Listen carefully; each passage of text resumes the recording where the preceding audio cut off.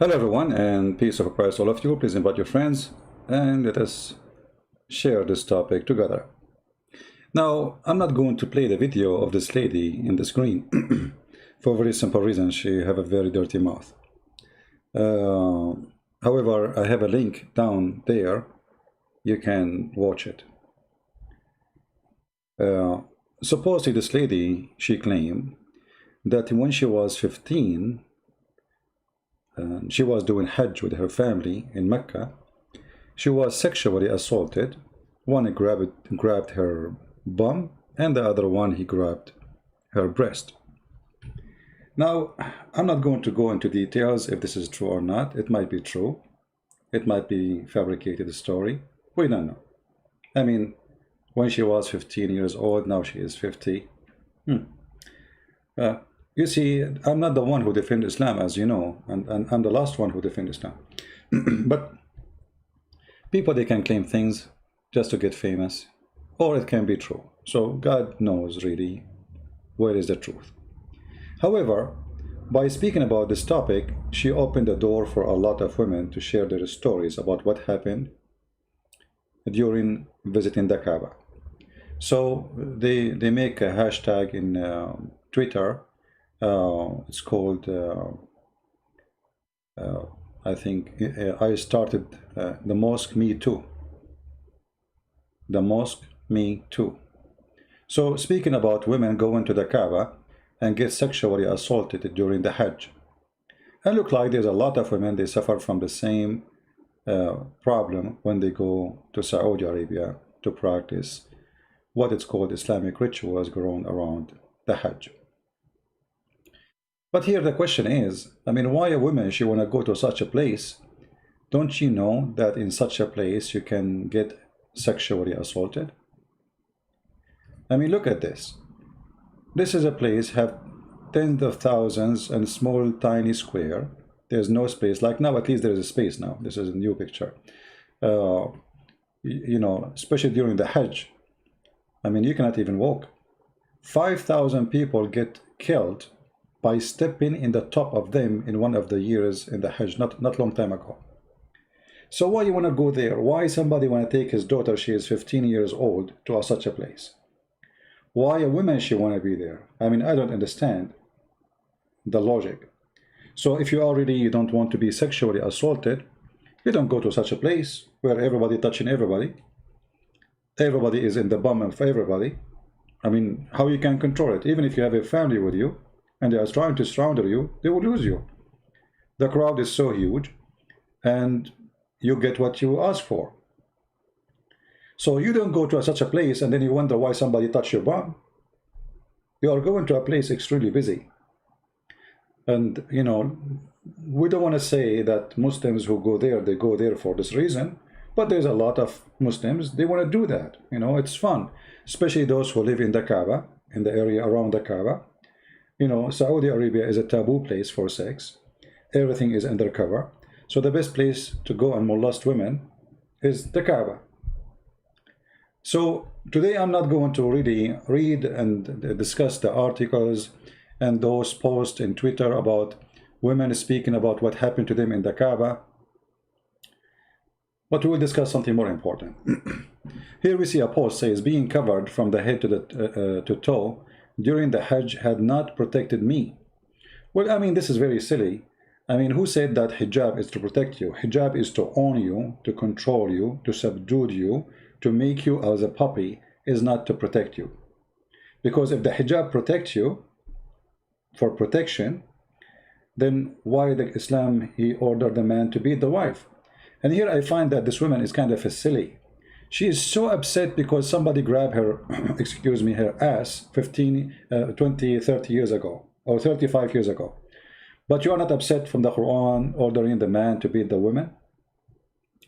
You are not upset that the man can, and look how filthy her language, I mean. I cannot play what she is saying because she have a very filthy mouth, like Muhammad. So, you are upset because somebody grabbed your bum, but you don't accept that your mom, she can be beaten.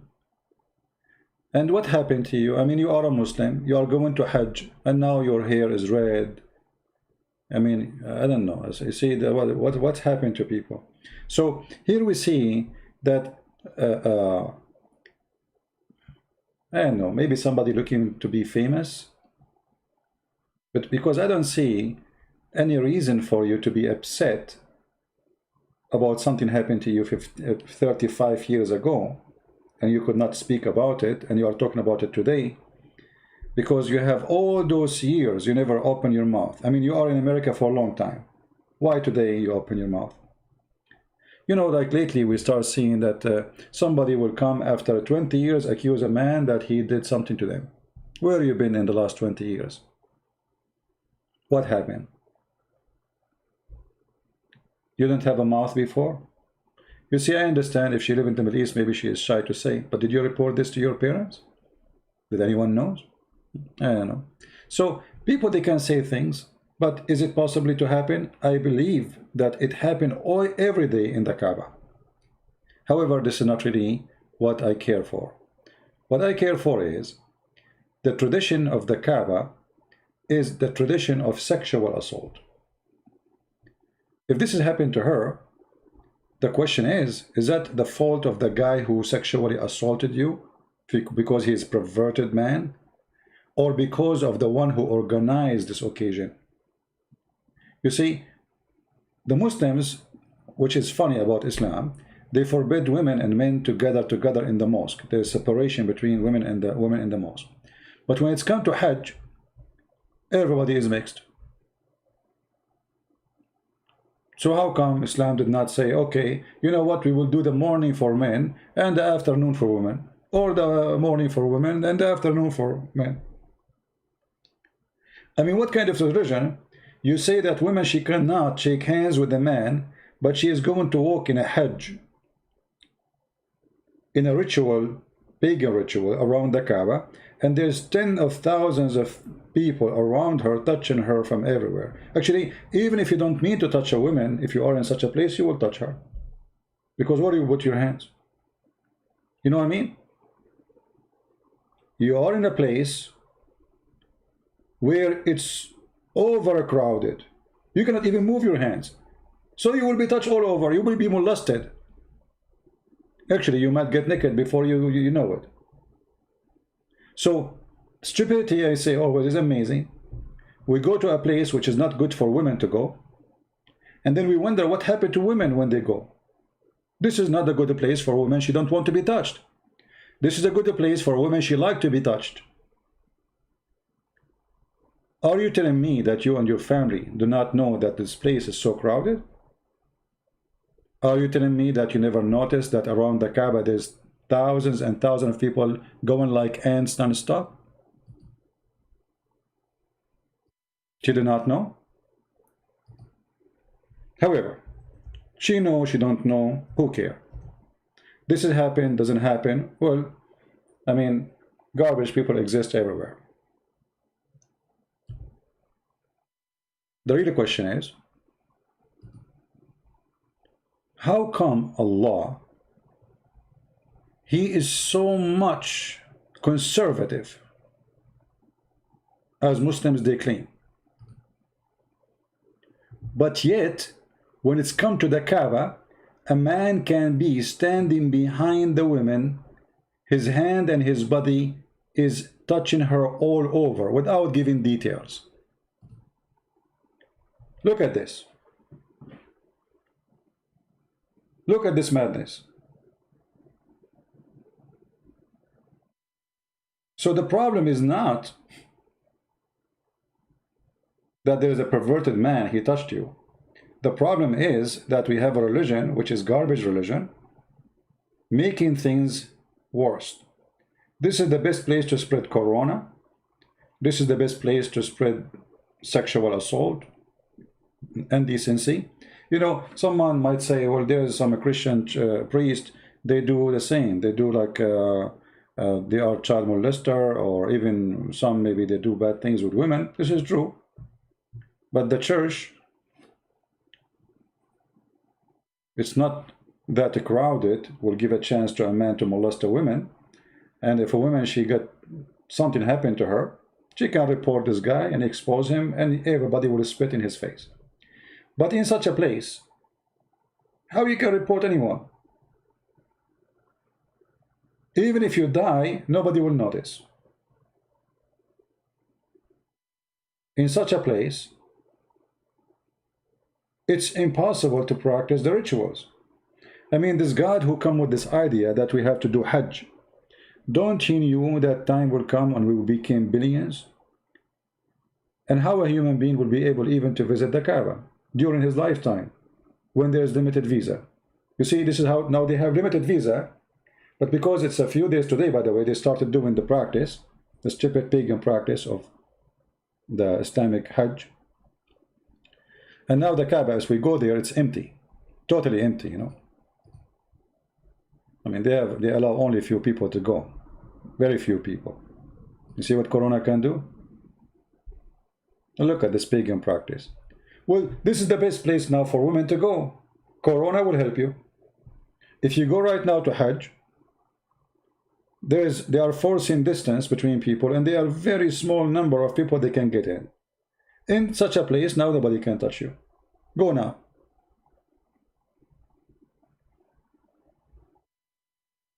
You better go now. But going back in history, we should know that the Hajj always was a sexual assault place. But it was not assault as assault, it was a sexual practice. As an example, if we go back,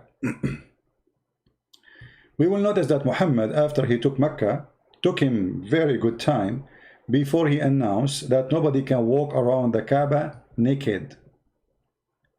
You see, if you go and read the biography of Muhammad or read the Quran, if you read the whole Quran, you will not find one single verse speaking about people going naked around the Kaaba.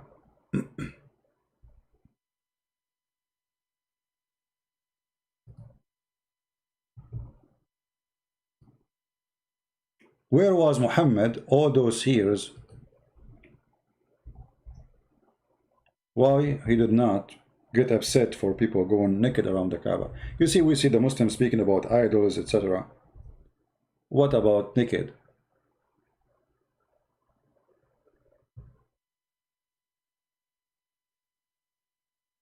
There's a verse in the Quran, chapter 2, verse 197, where it's speaking about having sexual relationship during the Hajj.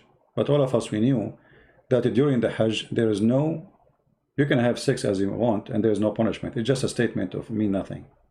But this is just about not having sex. But what about molestation?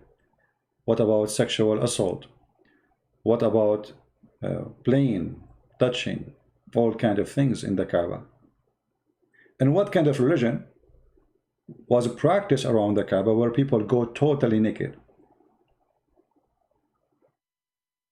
Shouldn't we ask ourselves what it was practiced there? Naked? I mean, what is exactly they used to worship in this Kaaba? And here we go back to the roots of this religion. This is a very sexual religion, where women, they used to go around the Kaaba totally naked, wearing nothing. And women who have their own, let us say, request from Allah, the biggest God of the other gods,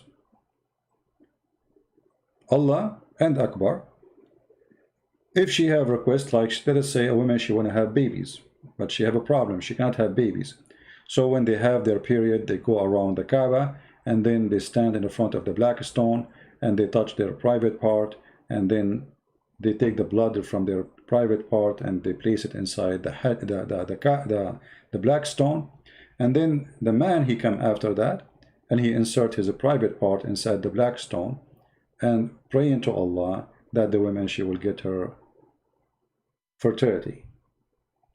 In other words, we can say that Allah is another version of Baal, the god of fertility.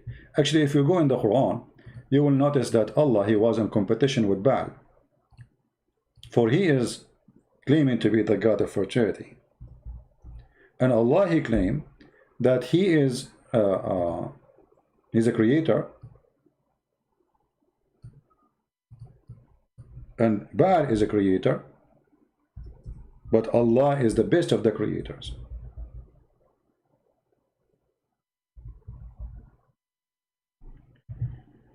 So if you go here, you will see chapter 37, verse number 125, it says, you will call upon Baal and forsake the best of the creators. So the God of Islam, for he is a pagan God. This is Muhammad. You see, we don't believe that the God of Islam exists anyway. He's not talking. This is all is the Quran made by Muhammad, and some of it made by Warqa bin Nawfal. Will you call upon Baal and forsake the best of the creators? Look what happened here. Baal is the god of fertility.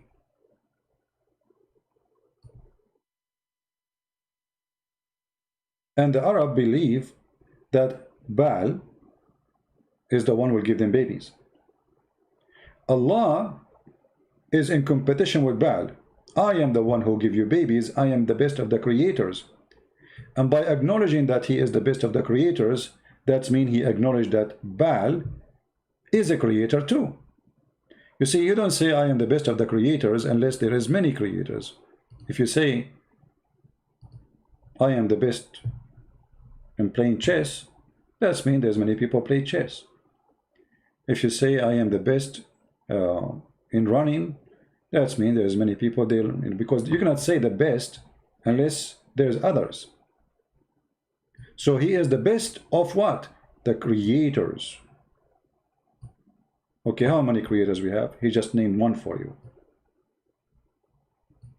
Allah acknowledged that Baal, aka Muhammad, acknowledged that Baal is a creator, but he is upset because how you call upon Baal when I can do better? You might see in some Islamic translation, they took off the word creators and they put the word creation. That is a false translation. The word in Arabic is al-khaliqeen. أتدعون بَعْلًا وتذرون أحسن الخالقين? Are you going to call upon Baal and forsake the best of the creators? What's wrong with you? Why you do that? So the god of fertility is very well embedded in the cult of Islam. It's just a competition between two gods. If we go actually to the black stone itself, we will find that the black stone itself is made in a shape of a vagina, presenting the purpose of the black stone.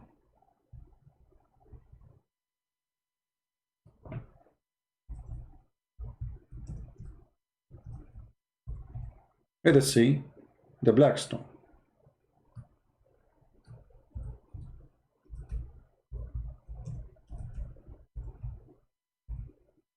We will open pictures from Google. This is the black stone, as you see. And you can tell right away that there is something wrong with the shape. I mean, out of the shape of everything in the world. I mean, you can make it look like a watermelon. You can make it like a square. You can make it whatever, but why it's in such a shape? I mean, what this shape is about? What is this?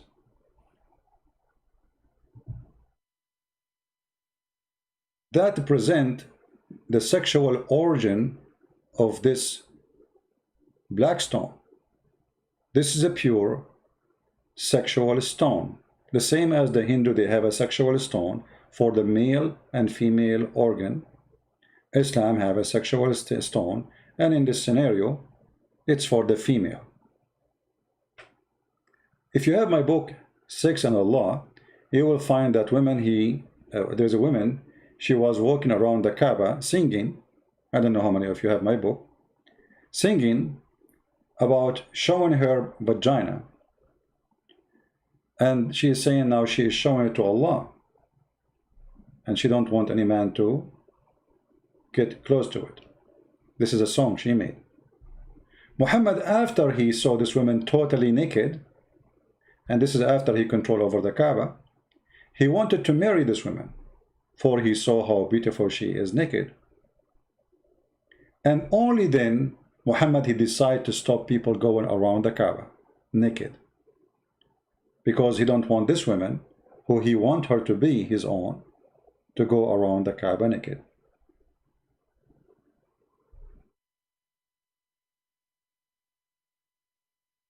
Not a single verse, not a single place in the whole hadith speaking about Muhammad when he claimed to be a prophet, he was angry from people getting naked.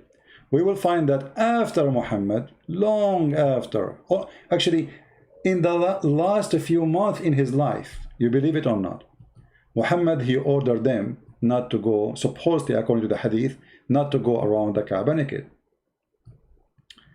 This hadith in front of us, this is very authentic.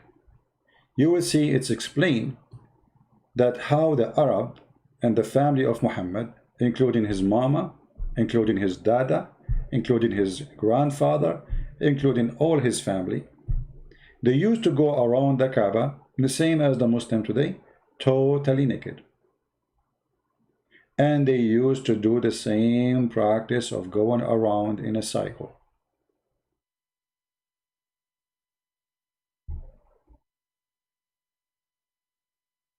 Muhammad, he did not change anything. He said to the Arab Muslims, do as they do. أفيضوا من حيث أفاض الناس. If we go to the Quran,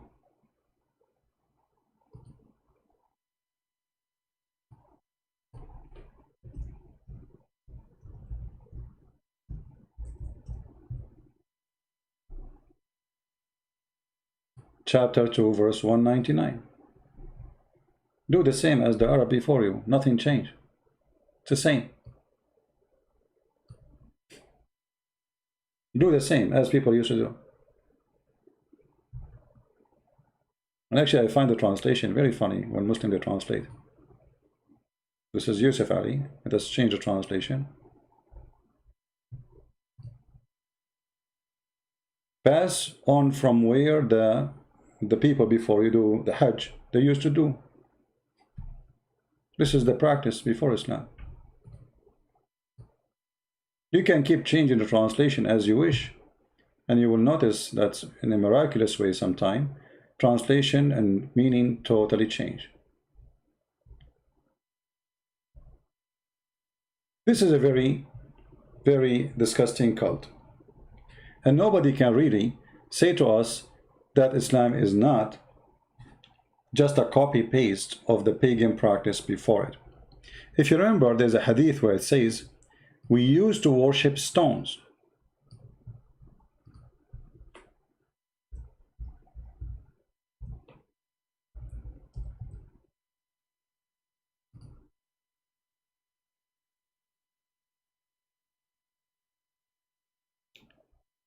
We used to worship stones, and when we found a better stone than the first one, we would throw the first one and take the later.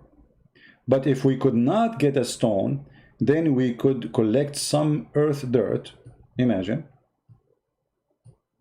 and then bring a sheep and milk that sheep milk over it and perform tawaf going around it. The same.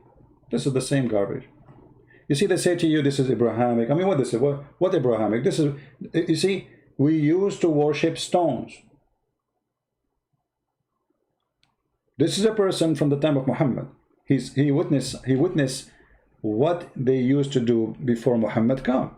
So what Muhammad did, nothing.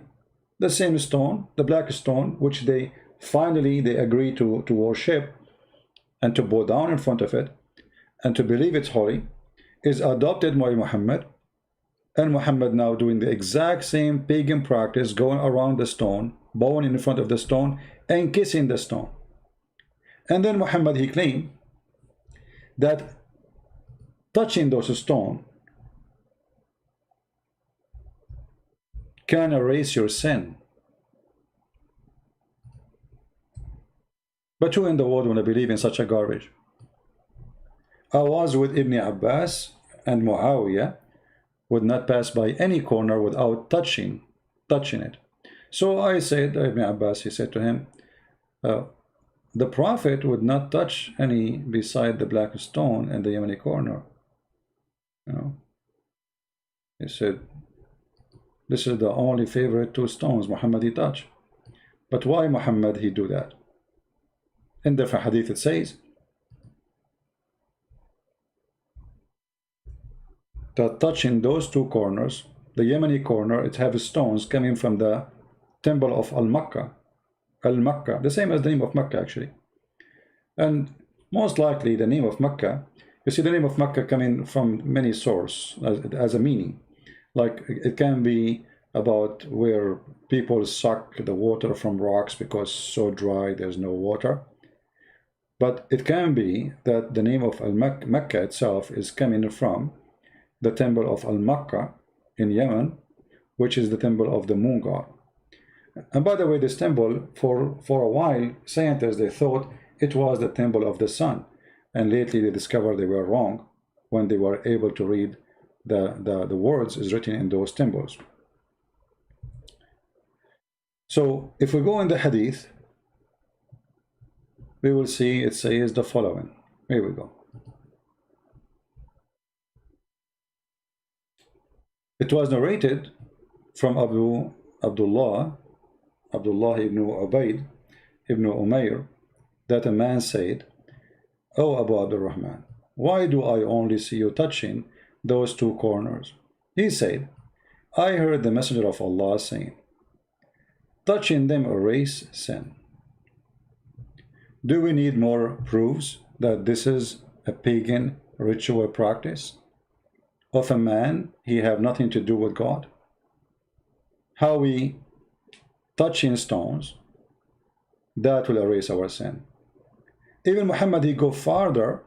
He claimed that the black stone is the right hand of Allah. Actually, I don't think this website have it, but you can search right now in Google, the black stone is the right hand of Allah, and you will see many translations for the hadith. Muhammad even claimed that the black stone is going to have eyes and mouth, and is going to witness for the Muslim in the judgment day. Let us see if we can find the reference. Give me a second.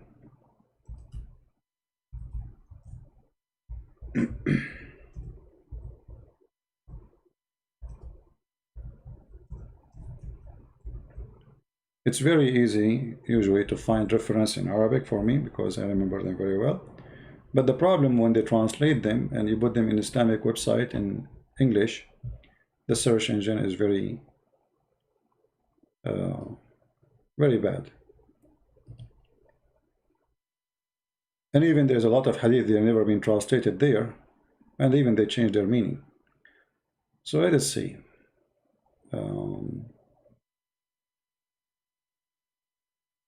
Let us see if we can find this hadith here. We are just trying to find it in English. This is the problem, actually. Here we go. This is, we cannot find it in English. This is the problem about exposing Islam. You know, I suffer from for years and years. Like now is way better than before. At least now we have those websites. When I start exposing Islam, I have to do everything manually, let us say. There's no translation, no Muslim translation, nothing, you know.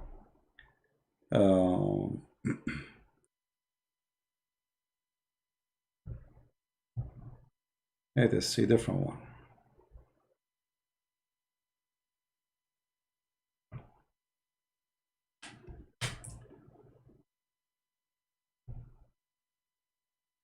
Okay.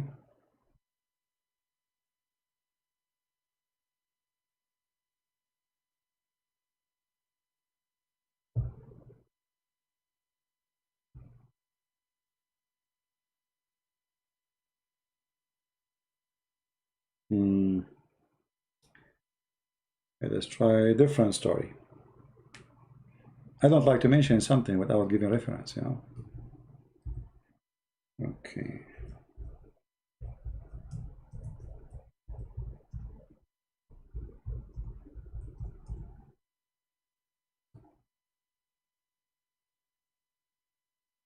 right, let's see.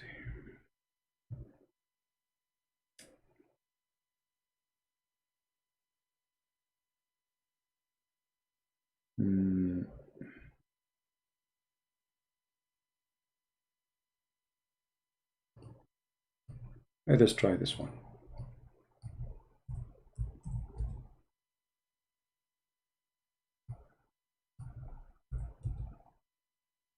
At least we found something. In English, the Messenger of Allah said about the black stone, by Allah will raise it on the day of resurrection, with two eyes by which it sees and tongue that it speak, with testifying to whoever touch it in truth. So the Muslims believe that this black stone is a living stone. In different hadith, Muhammad, he says it is the right hand of Allah. Actually, as long as I mention this, let me see if I can find the reference so Muslim will not say, how come he did not show this hadith? You know them. We show all the reference, and yet they say he's lying.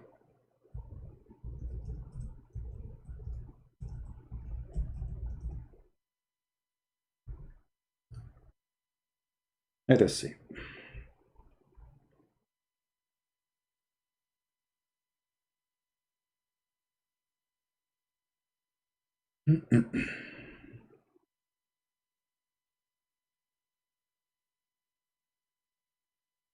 Okay.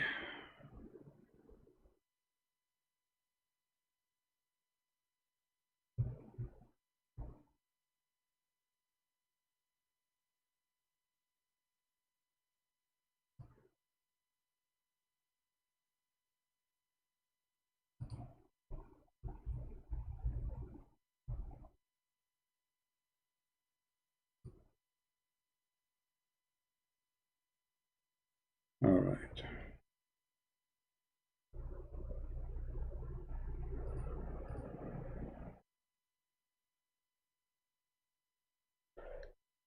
All right.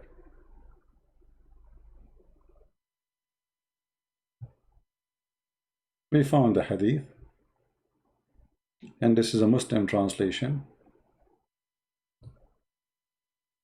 Let us put it for you on the screen.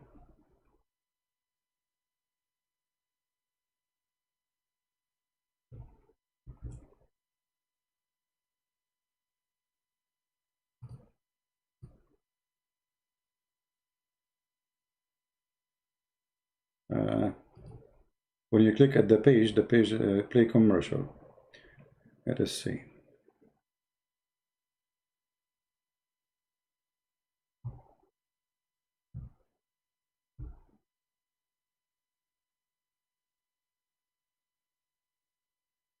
Trying different website.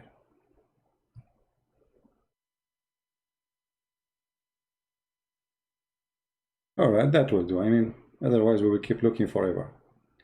But you can do your own search, you know, and try to find it yourself.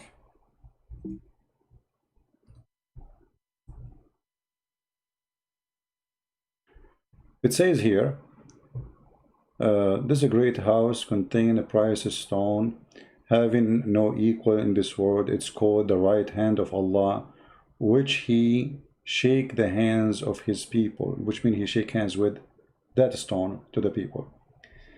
All right.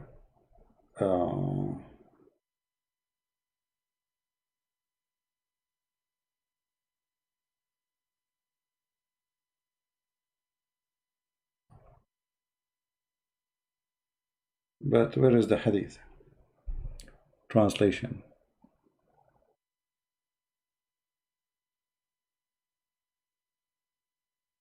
I mean, it's funny article. They say that it is right hand of Allah, but it did not mention that. Where is the hadith? I thought we got the website finally. I mean, this is the most funny article ever. You mention the story, but you don't mention the main purpose. I mean, the cake. You talk about cake, but you don't show the cake.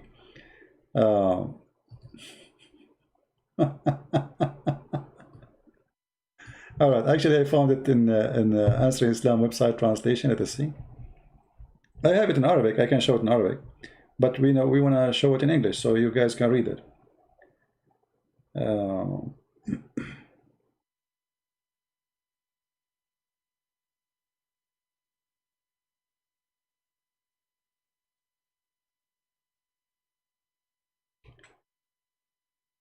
Let's see.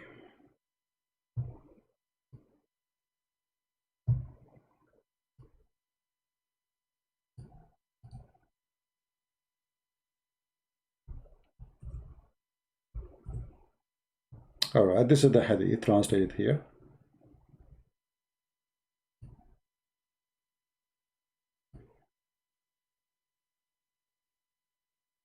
Actually, here, Brother Sam Shamoun, he have a full article about it, and this is the reference. And actually, I'm going to show the reference in Arabic too.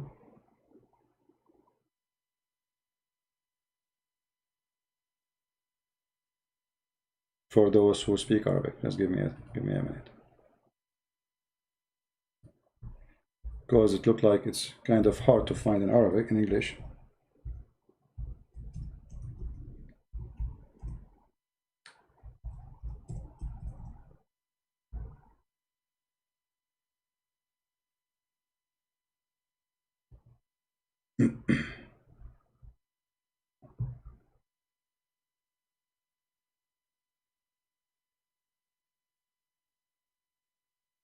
All right.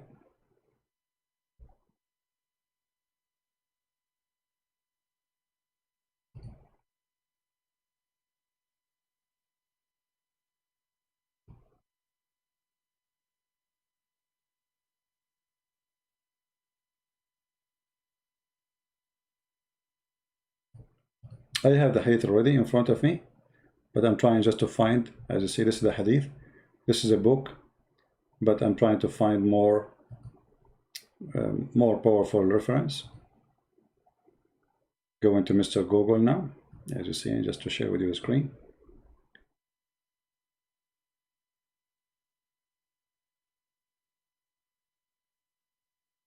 And for sure, the Muslim, they will say to you, oh, this is not accepted hadith, etc.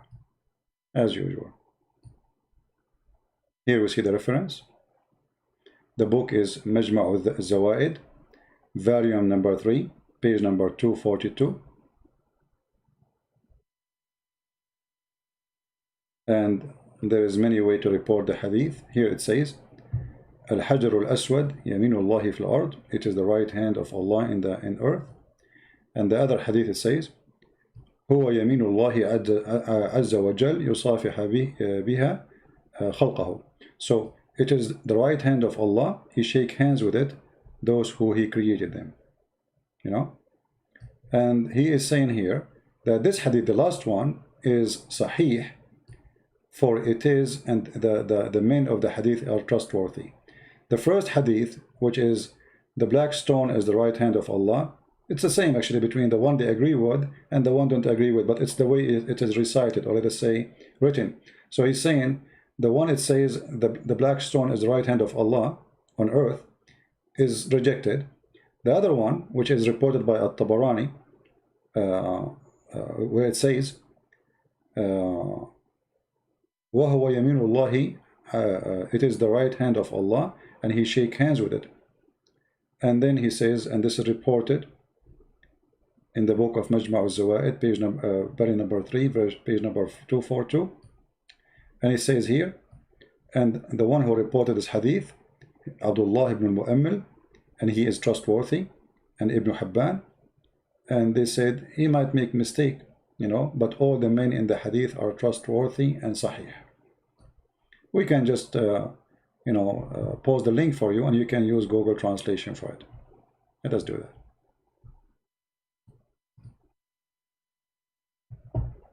And always, you know, you need to ask yourself, those things, they don't come from the middle of nowhere. Obviously, there's roots of them to believe that the black stone is the right hand of Allah. I mean, how this come, regardless if it's true or not, how they come to this conclusion, you know what I mean?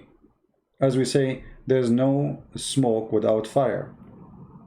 I mean, when you have a smoke, you have a fire. Obviously, something is burning. And the Muslim cannot reject that Allah He have hands.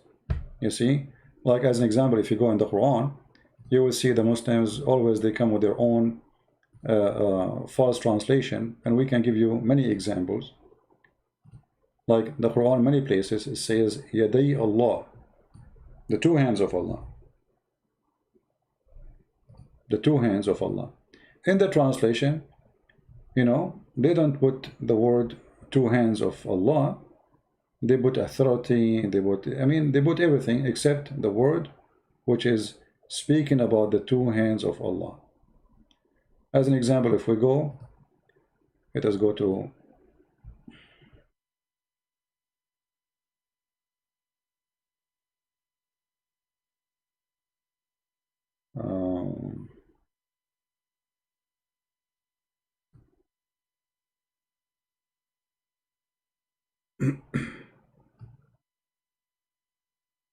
let us see.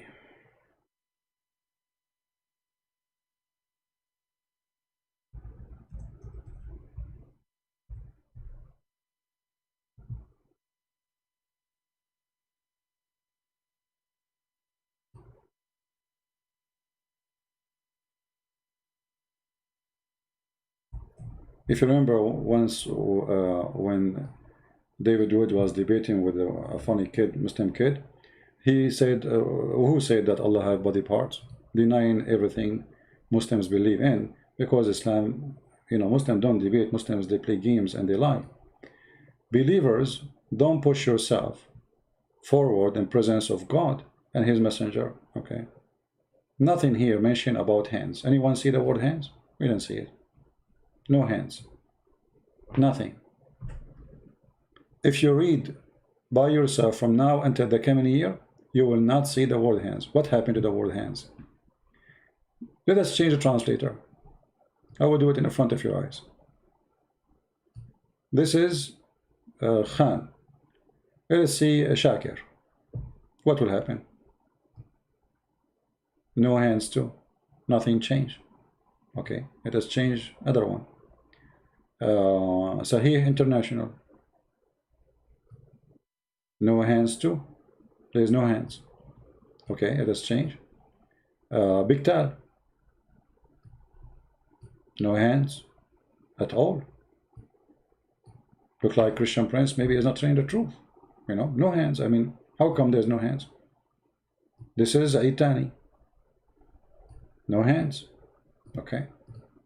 So you have to keep changing until you got lucky, and one of them he said the truth. No hands. Look, not a single one.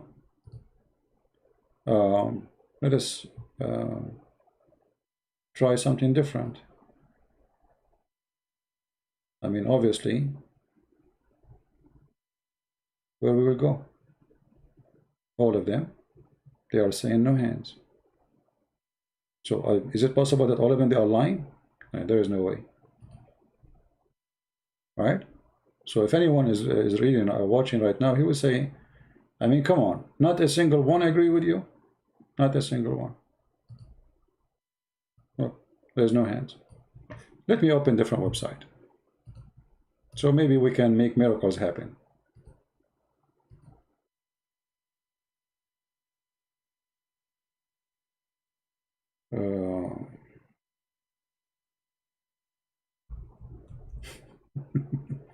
You see how hard our mission is? We are not debating about a cult. We are fighting deceptions all the way to the bones. This cult, based on deception, everything run in it is nothing but pure deception. Nothing. Period. Okay, we will open a different website.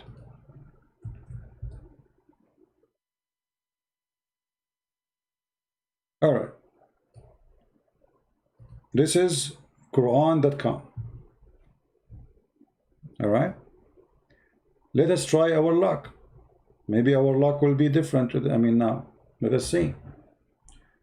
Here you can set the translation, English, okay. English, where are the translators? How you change the translators? I'm trying to figure out.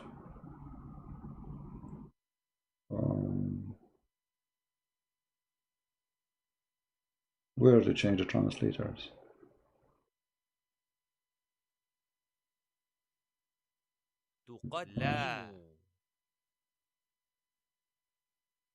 Maybe I have to open it first. Okay, here we go.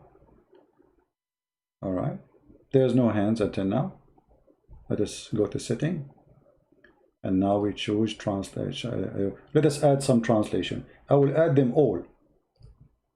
All the one they have in the website for the same verse.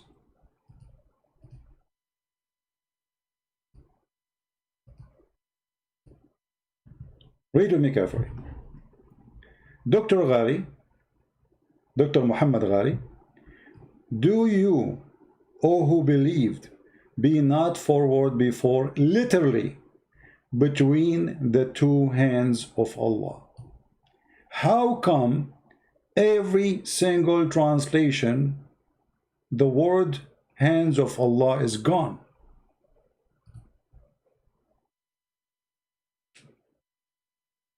Any Muslim can tell me? I mean, do we have to struggle, go translation after translation after translation, searching everywhere? Not a single one of them is truthful. And I think this guy is a liar too. He did it by mistake. Did you notice? And look what he said. Literally. It's not metaphorically. If you go then to the rest of the translation, nowhere it says the word hand at all. Not a single one of them. So if we do not have one translation getting them the rest busted, all of you will say, Christian Prince, no way. I mean, all of them, they are saying something and you are saying something. You know what I mean? You can go to Quran.com, chapter 49, verse number 1. You do not need the link. Here we go. Let's post the link. So yes, the black stone is the right hand of Allah. And yes, Allah have right hands. And he have left hands. Actually, the hadith confirmed that Allah have two hands, which is very funny and very stupid.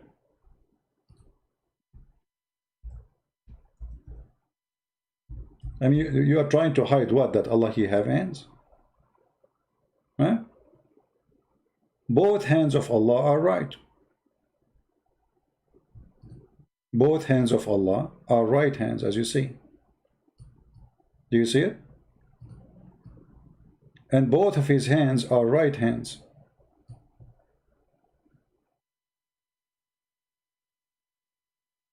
So when we talk about the cult of Muhammad, we have to remember that we are fighting deception, lies, sexual religion, 100%. You see, all of Islam is about sex. Black stone is about sex. The Kaaba is about sex. As-Safa and Al-Marwa, you remember As-Safa and Al-Marwa? It is a sexual practice of hajj, where they have a statues for a male and female, one in a small mount and the other one in the other mount, facing each other. And the Muslim, they go between them, which is a status for a male. He have sex with the female inside the Kaaba. And the Arab, especially Al-Ansar, they used to worship them and go between them. And Muhammad adopted the same story. So when you want to complain, as we saw this woman, she's complained about sexual assault in the Kaaba. Why you go to the Kaaba? Don't you know that this is the best place for sexual assault? This religion is about sex. When you accept to marry, you accept to be a Muslim woman, you accept sexual assault, part of the contract. Why? Because according to Islam, your husband, he can rape you. If you remember the story, where a man, he did beat his wife until her skin became greener than her clothes. Do you remember? And this is Sahih al-Bukhari, very authentic. And this is the reference. What the story is about? The story, this man, he want to have sex with his wife. The wife, she don't want him. The man did beat her until he made her skin green. What Muhammad said to the man? He took his side. Read the story, it's in front of you. I can post the link for you if you don't believe me. Muhammad, he did not question the man. Actually, there's a hadith that says a man should not be questioned for what reason he did beat his wife. Nobody should ask a man why he did beat his wife. And Muhammad here, he did exactly that, you know. He questioned the women. Why you are doing this? At the end, he said to her, oh, if you think you can go back to your previous husband without having sex with this guy and taste his juice. Imagine how filthy this man is. You have to taste his juice. And if you look at the translation, the Muslims, they give us far away from the truth. It says, if your intention is that your intention to go back to your previous husband, you know, you should know that your previous husband is unlawful for you to remarry Rifa unless Abu Abdul Rahman taste your sexual juice, not have sexual intercourse with you. And look at this very filthy sexual religion again. Why a woman, she can't go to the previous husband unless somebody else do boom boom to her? What is this? Again, this is a very sexual religion. You see, when Muhammad, he says, you taste his juice and he tastes your juice, and the Muslims, they say, until he have intercourse with you. They are trying to make it look nicer, but the fact that they make it even more ugly, because now it's clear that Muhammad is enforcing this woman to accept sleeping with this man, which obviously she don't want, to the point he did beat her, still she don't want to do it. And she ran away from the house. And he's saying to her, if you think you can go back to your previous husband, keep dreaming. You cannot do that unless this guy, he do have sex with you. So if you have a plan to go back, go to his bed, this guy, make him happy. That is rape. That is literally rape. You are forcing the woman to go with a man, even if he is her husband. So what? A woman, she is taken against her will, is a rape. Doesn't matter who is the one who did it. Husband, boyfriend, stranger, it's a rape. So what Muhammad did, not only he said to her, you have to have sex with him, he made a rule in the Quran saying that any woman, she been divorced by her husband 3 times, she cannot go back to her husband unless she is being, excuse my language, effed by a new man in order to go to the previous man. Now, if we go and read the translation, we will find that not even one of them, he said the word effed. The F word is not there. The Muslims, they translate the word to marry, as we saw in the English translation too for the hadith. But the word in Arabic is tankah. Actually, I challenge the Muslim to go to a chat room, Muslim chat room, and say, I want to do nikah. You will see what they will say to you. They will say the F word to you. They will curse you. You know, if they know where you live, they will come to you. If you say, I want to do nikah to your daughter, because you are saying, I want to F your daughter. I challenge any Muslim to go to marry a woman and ask for her parents, because this is tradition in the Middle East for Christian and Muslims. You go and you take your, you go to speak to the parents, and you ask for marrying the girl, right? But you will not find one person saying, I want to do nikah to your daughter. You will shoot him, because this is what they understand what nikah is. It is to F her. If you remember, when we read for you the verses in the Quran speaking about shaitan, he is doing nikah to himself. He have children. In the interpretation, the Muslim says that shaitan who do nikah to himself by inserting this into that. What this? The Muslim explained that shaitan, he have a penis in the right leg, right side of his leg, and he have a vagina in the left side of his leg. And then when he have sex, he shake this with this, and he enter this into this, and this is nikah. Here, Muhammad, he come with a rule, which is not only perverted, it is sick. That if you been divorced by husband, finally, it is not lawful for him unless she take another man as a husband. This is their translation, by the way. It doesn't say that, it doesn't say the word marriage, it exists. But the word, you see, actually here you see how the verse itself exposed the word, the F word.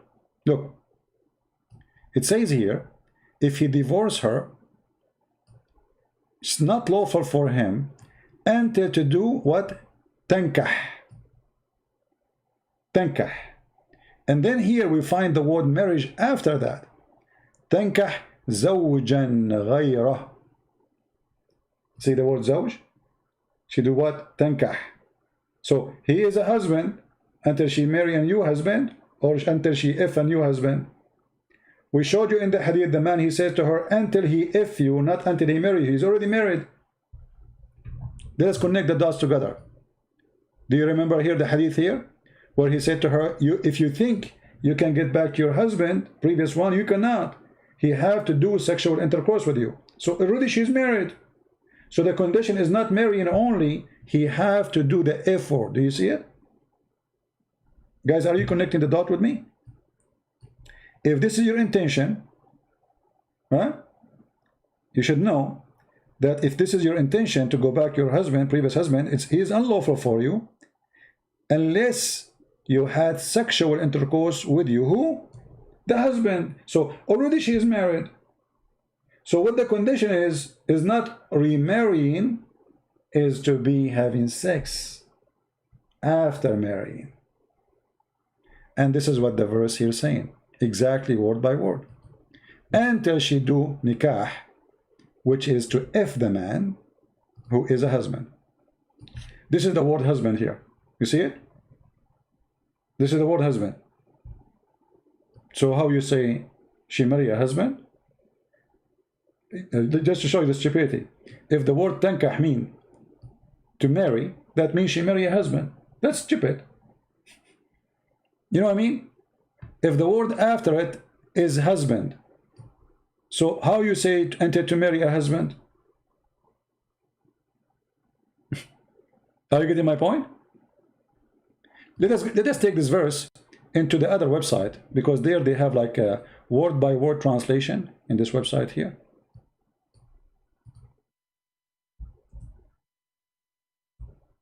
Let us see.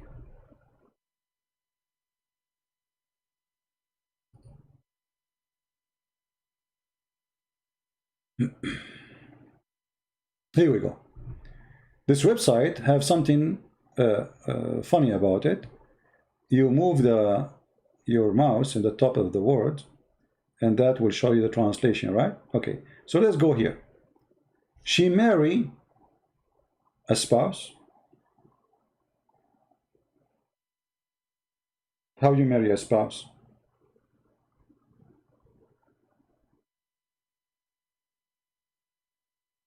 You see how stupid it is? If he is a spouse, how you marry a spouse?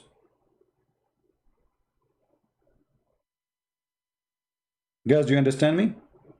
If he is a spouse already, how she marry him? What do you mean to marry a spouse? It can be marry a man, that makes sense. But you cannot say marry a spouse. He's already a spouse. So the word here is to F a spouse, not to marry. If you remember, there's the kid Mimi, as long as we are in this website here, he said that this verse doesn't say to worship the Messiah.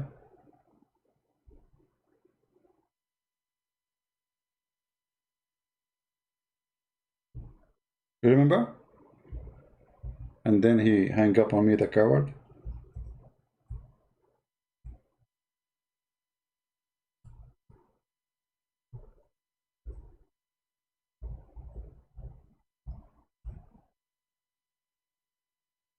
Here you can get them busted again too. They said that when I said that the Quran say that the Quran saying to worship, that the Jews and the Christians, they took their rabbis and their monks as gods instead of Allah and the Messiah. They say you are lying.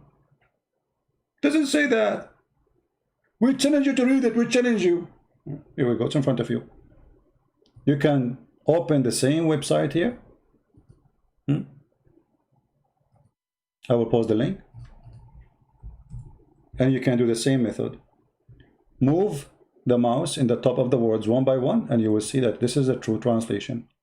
They have taken their rabbis, their monks, as lords beside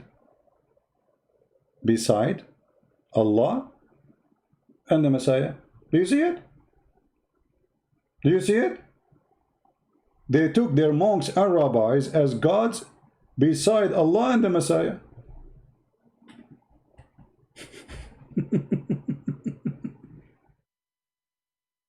And they were saying, I'm lying. This is why never take a Muslim, a Muhammadan translation.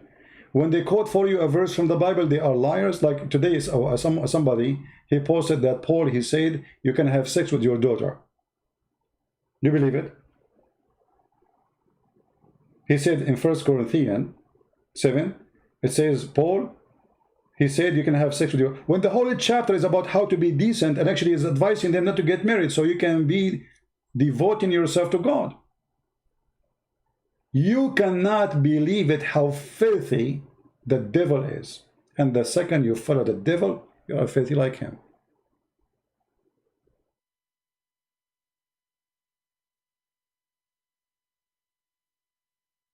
By the way, somebody said to me that there is somebody is posting my name, he is saying things, and he is posting a picture, I don't know for who, maybe it's claiming to be me, and he's saying a website. If anyone he do that, using my name to sell and do business, report him for me, I will report him to the authority. I never allowed anyone. If anyone collect donation in my name, please report him for me. I will report him to the authority. Even if he's overseas, still they can go after him. I just remember this. The books I give is for free. Nobody allowed to sell it. And nobody is allowed to use my name to sell and make business. I'm not here doing business. If anyone collect donation in my name, obviously he's a fraud, he's a thief. He should go to jail. If somebody gave you PayPal, I don't have PayPal. The only place I have is Patreon. So if you know anyone is doing such a thing, please let me know. All right? Nobody speak for me, and nobody collect donation for me, and I don't have PayPal. And anyone ask you for donation, if somebody send you a text message, email, I don't do that. I don't.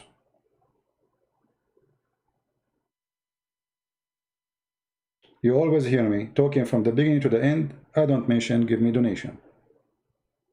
So how I'm going to send you a text message? Even if I need it. Even most of the time, actually, I forgot to put the banner for donation. As today, like now here, we don't have it all this time, right? Because we are not here for this purpose. The donation is to support what we do, but this is not the reason to be here. So if any of you or any of you receive text message from anyone asking for donation, claiming that he's speaking for me, he's a liar. Report him to the PayPal if you receive an email or something, so they can close his account, and report him for me in Patreon. All right? Or somebody posting picture or something, or even my books for sale. Nobody's allowed to do that. The world is full of a fraud, and we have to be careful. All right? Do we have any questions?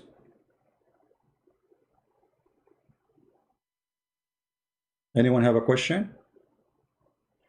You see, this is not the time usually I go on.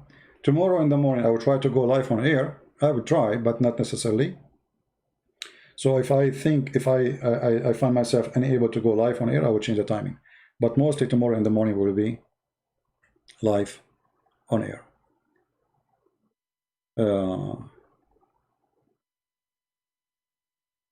Yeah, and I will never send you a text message saying to you, give me your name, send me your picture, give me your email, or give me a credit card, or give me your PayPal, or send me money. I will never do that. Even if you receive it from my official account in Skype. That's mean if this is happening, it means it's hacked. Is it possible? It's possible. You know, we hear about people getting hacked, correct? Never, ever, ever give me any personal information about you. I speak to people around the world. I don't care who they are. I don't ask them how they look like. I don't ask them how tall they are. I don't ask them how, this is not my business.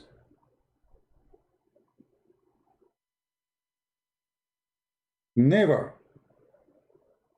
be a fool.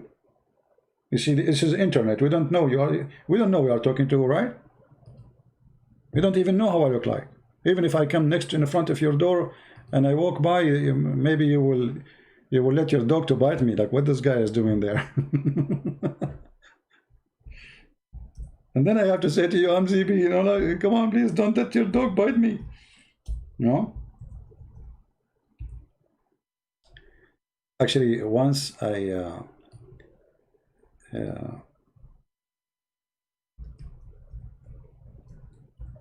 met a brother, and you know, he took me to his house, and then he said, I have to go downstairs. We have nothing for you fit as a drink. I drink coffee and I drink tea. He don't have any of them. I said, it's not important, really. He said, no, it's just downstairs. Okay. The guy, he went downstairs, and look what happened. He went downstairs to get it's a very high building. So he went downstairs, and then suddenly the door of his apartment opened, and his wife, she get in. She get in, and she saw me in the living room. She looked at me, and she run out. I saw somebody look and run out and close the door of the apartment. I don't know who is that. Mostly it's his wife. But this woman, she thought she have a thief or something.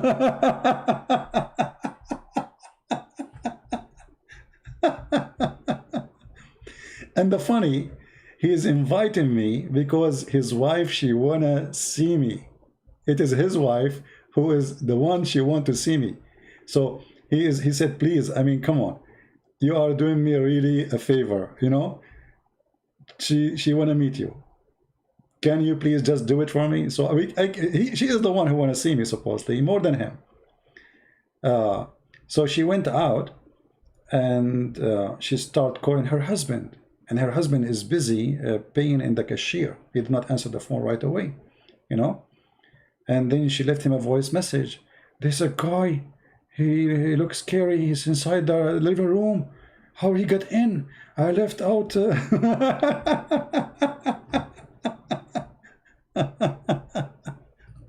That was funny, isn't it?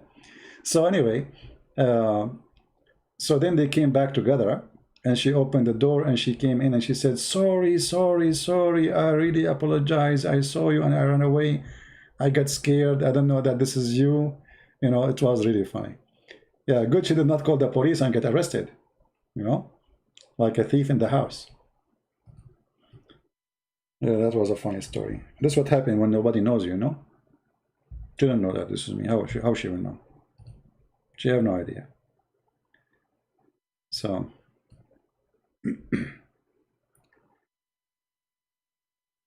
oh yeah, life is full of stories. Now speak the truth that you have in the Bible. The truth I have in the Bible? Okay, no problem. You want to know about the truth we have in the Bible? What do you want to know?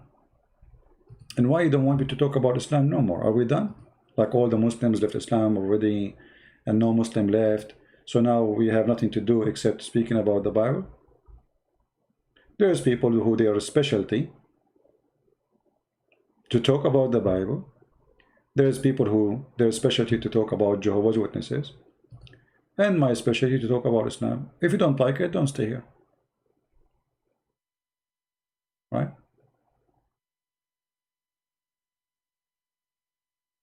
Why you are here? However, if you are interested, no problem. We can help you.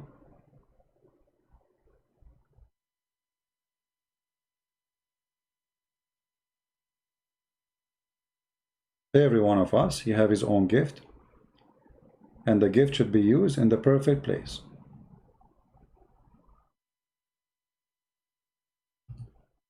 What is the thing about splitting the moon in the Quran? Well, splitting the moon in the Quran is just a stupid statement to expose Muhammad. Actually, you Christians and atheists and whoever you are, you should use this verse against Muhammad, not for his benefit, because number one, scientifically, moon never split. I saw once the Muslim posting a picture from NASA showing a valley in the moon, saying this is a split of the moon. Split, the word is split, the word is shaq. It's making a splitting, two pieces. Valley is not a split. We have many valleys. We have the biggest valley in the whole earth. It's called the Grand Canyon. That is not the earth is splitting. So the fool Muhammad, he copied a poetry of a Christian man, his name is Amr al-Qais, where it says that the judgment day is near and the moon split. But he was talking about his girlfriend or his love, who is so white, and the Arab, they like white women, it's not a secret, and they are racist at the end of the day. It's embedded in their culture. The last hour is near and the moon split asunder when he saw his girlfriend, when she is so white in the middle of the dark. So it's like the moon split. Suddenly from the darkness, a light is coming. The guy was talking about a woman, was not talking about moon. Muhammad, he copied it word by word, he put it there. However, by doing that, Muhammad, he proved to us that he's a false prophet, because this was a prophecy mentioned 1400 years ago. And he did not say, you see the word iqtarabat, it doesn't mean it is just near. Because I can say the judgment is near, but you know, it might be 5,000 years from now. Iqtaraba is something getting so close. It's in the corner. Not something will happen in the future, because simply it's already started. Don't you see the moon splitting? So the moon splitting is not a sign that the judgment day is coming, but more likely it is a sign that the judgment day started. Because what is next? If the moon is split, what is next? You know what I mean? If Allah split the moon to tell us that judgment day is near, so next what we will do? Split the sun? And why he put it back? He took it back. He don't want to continue. You know what I mean? If the moon is split by Allah to tell us that the judgment day is near, why he did not keep it split? He glued it together. Simply, the stupid Muhammad, he stole the poetry from the Christian man. His name is Amr al-Qais, and he put it there. He mentioned it when he saw the eclipse.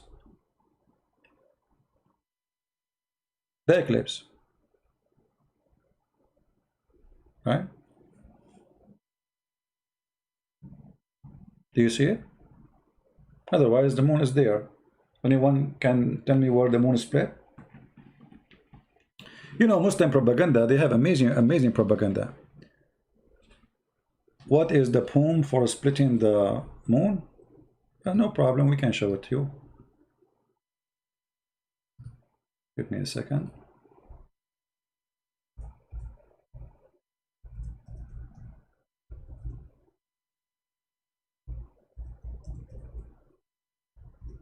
Actually, Muhammad, not only he copied one sentence from the poetry of this man, he copied everything.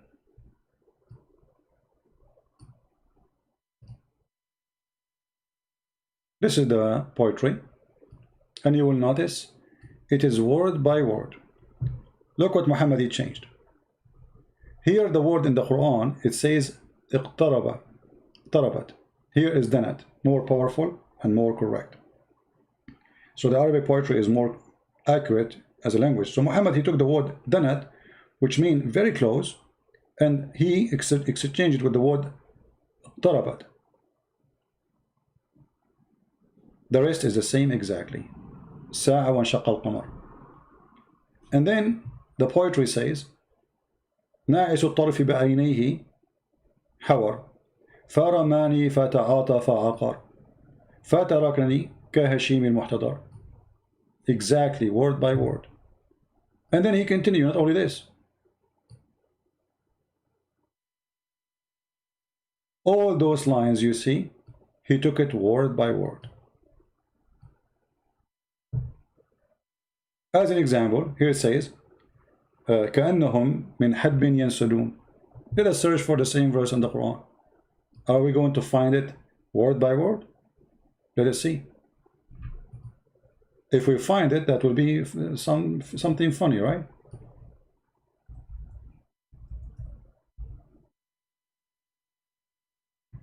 Read it.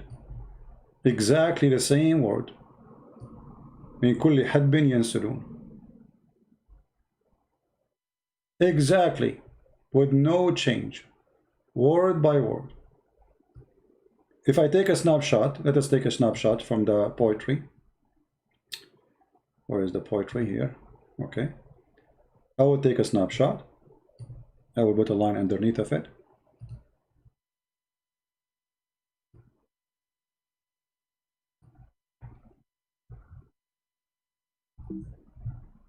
Let's take selfie.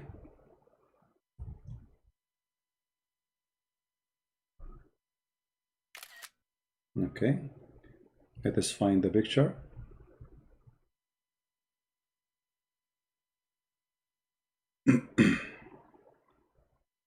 And now we go to the Quran.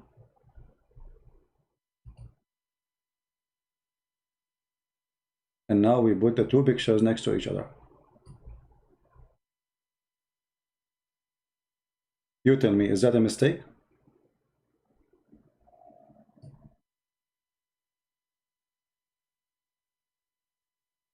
I'm trying to make it. Let us do this.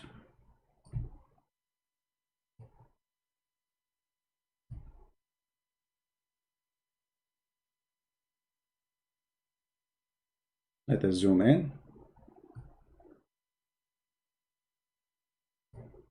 It's exactly word by word. This is the Quran, and this is the point.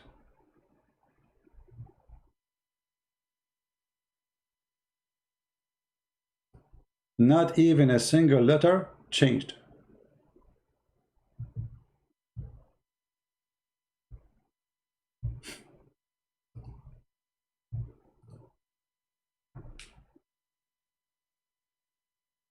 Oh yeah, the poetry is older than the Quran for sure. Oh yeah. No, for sure the poetry is older than the Quran, not the opposite.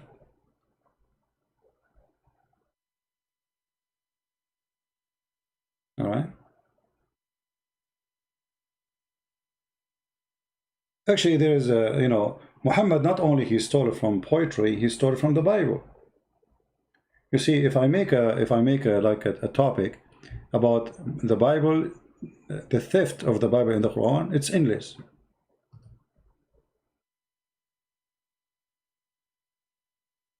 It's endless, literally endless. Muhammad is just a professional thief. Somehow he's a stupid thief too.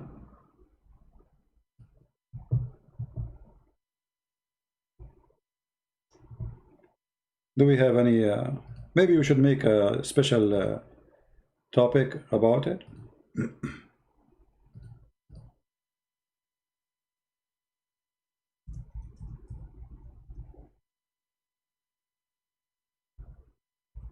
Any Muhammadan?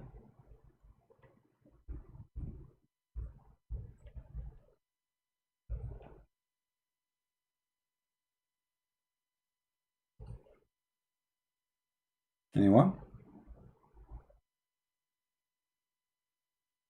Actually, even our Father out of heaven, Muhammad, he stole it too. Even that. If any Muslim he will say it's not true, let me know.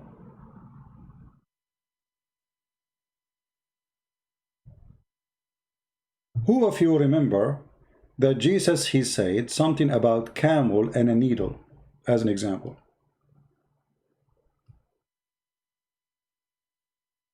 Who remember? Muhammad, he took it, he put it in the Quran. How Allah claiming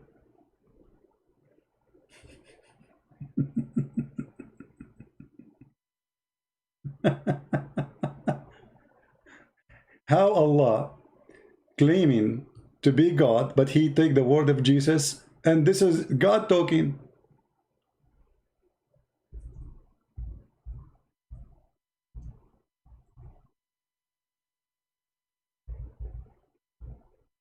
Let us see.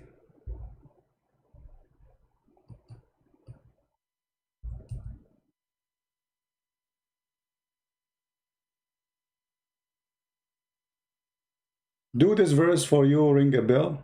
Let us put it in the screen.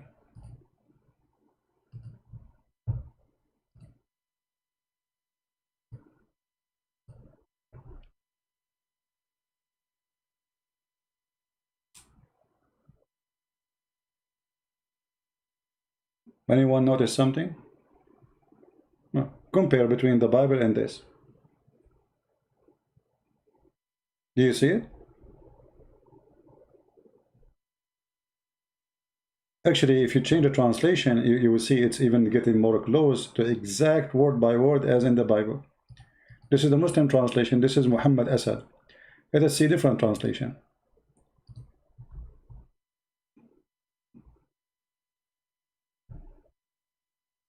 Do you see it? Is that a theft?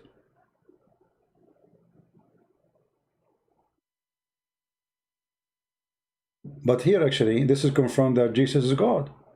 Because remember, the Muslim, they claim that the Quran is Allah talking. But this is Jesus talking.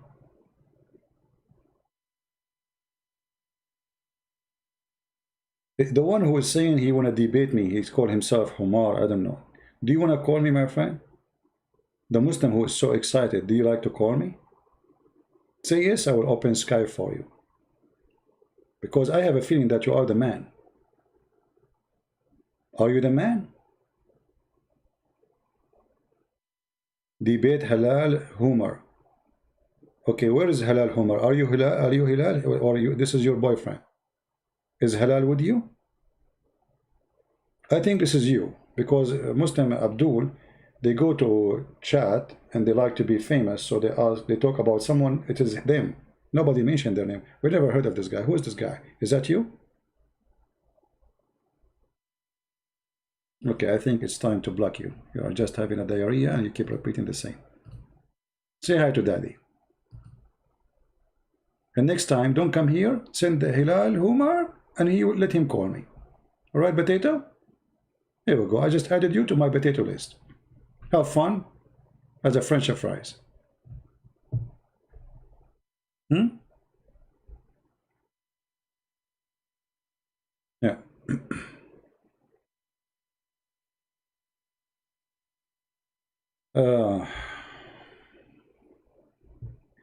Anyway, do we have any Abdul have anything to say? Any black stone kisser? Who is here a black stone kisser? He want to practice hajj and get corona. And by the way, your prophet, he says that those cities are protected by angels and plague will not enter them. So why the plague is entered like crazy?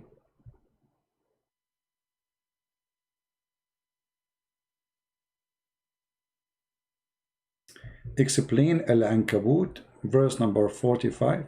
What do you want to know about it? What exactly you want from the chapter of the spider? You know, the funny thing about the Quran, that it is, you feel like you are entering a jungle, zoo. I mean, a chapter for the spider. Why? Because the spider mentioned in that chapter. But does that make sense?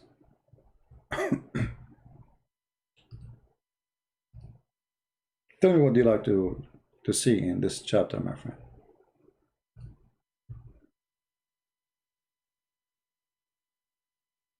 Any Muhammadan have anything to say to us?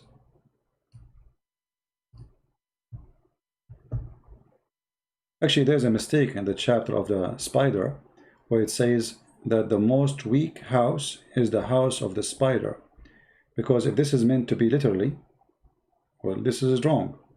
According to science, they found that the most powerful fabric is the spider fabric, to the point they are trying to make very expensive for president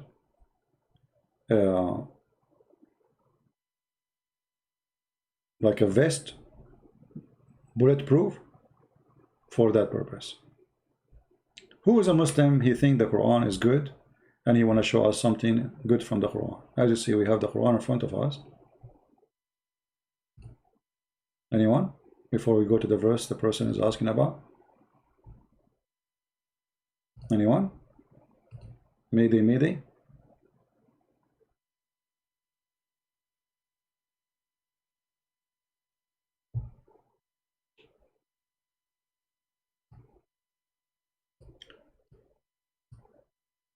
I don't know. What do you want me to explain that verse? The one who's asking me. What do you want exactly?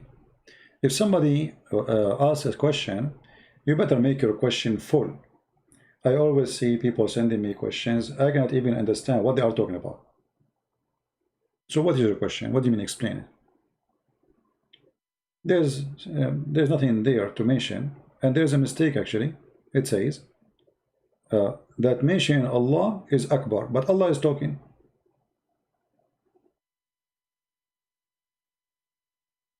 And Allah, He knew what they are doing, but aren't you Allah? If I am the one who's talking and I am Allah, how I say and Allah, He knew what they are doing? Shouldn't He say and I know what they are doing? You know what I mean?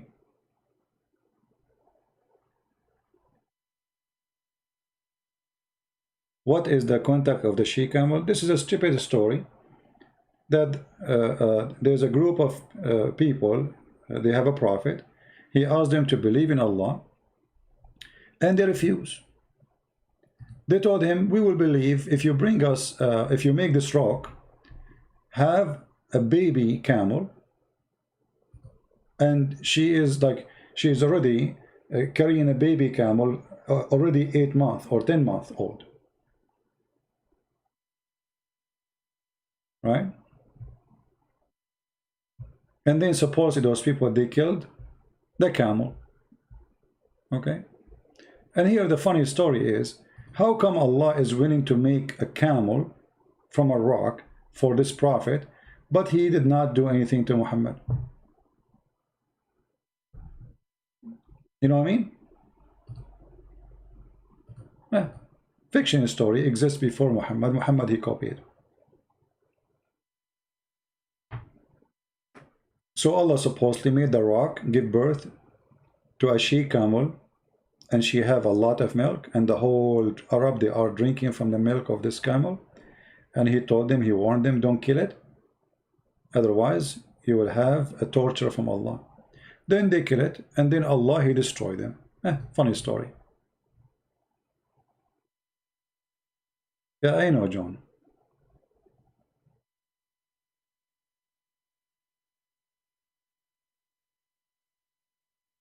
Any Muhammadan? Anyone have a question about the hajj, the molestation place? If you want to read the article or see the video about this woman speaking about what happened to her, the sexual assault she have, the video is down in the info. I did not play her video. She have a very filthy mouth, and I don't even like to hear what she say. I don't like this kind of people who have a very filthy language. And I mean, it's funny. I mean, Muslims, they go to America and suddenly she have a blue hair, red hair. I don't know. I mean, see what America can do. And suddenly they have a voice. In their Islamic countries, they have no voice. Women, they get arrested for posting a picture in Twitter, in Facebook, in the Islamic countries, in Egypt, in Saudi Arabia. A woman, she danced, they arrest her. Other women, she wear some clothes, whatever. I mean, they claim that they are decent country. Like, you know, in Egypt, they arrested women.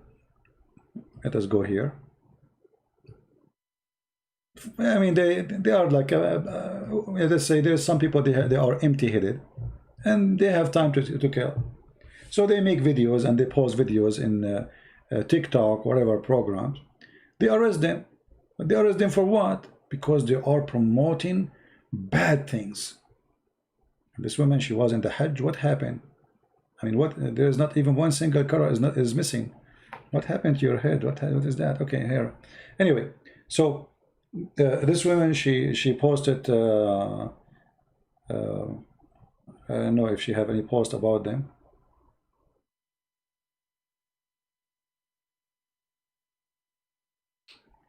I began mosque me too because I had sexually assaulted twice during the Hajj and 80, etc. Okay.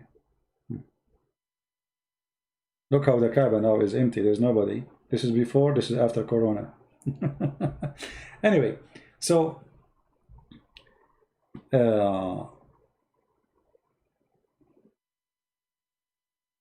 you go to such a place and you are expecting that nobody will molest you. It's your fault. You don't go in the stage of a dancing club and you wonder why somebody's stepping your foot. It's a busy place. And you see how men and women, they are mixed. And men, they are wearing nothing, by the way. Which means a man, he's standing behind you. Sexually, he's ready. There's no underwear. There's nothing. He's ready. You know? Yeah. But anyway, this is always not really important for me. Islam itself is a sexual religion. And the second you say, I'm a Muslim, you accepted the terms and the conditions. Islam allowed a man to beat you. By saying I'm a Muslim, you accepted the terms and the conditions. If you are a Muslim with no choice, you are born in a family, they are Muslims, and you get a chance, like you are in America, you are in England, you are in a free country, and you don't leave, that means you accepted the terms and the condition, and you have the right, you don't have the right to complain. Read it, leave it.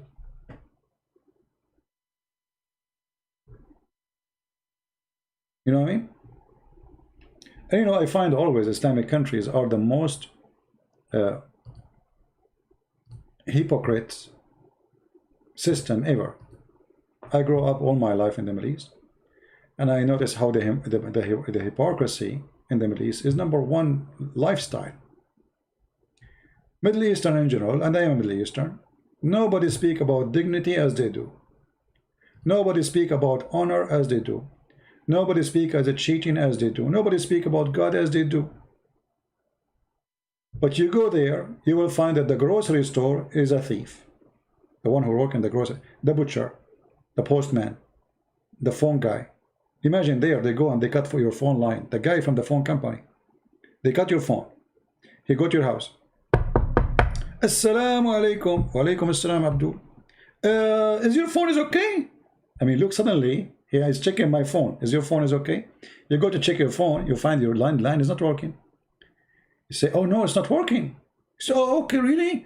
Okay, you know what? You have to go to the center and you have to make a request to fix it.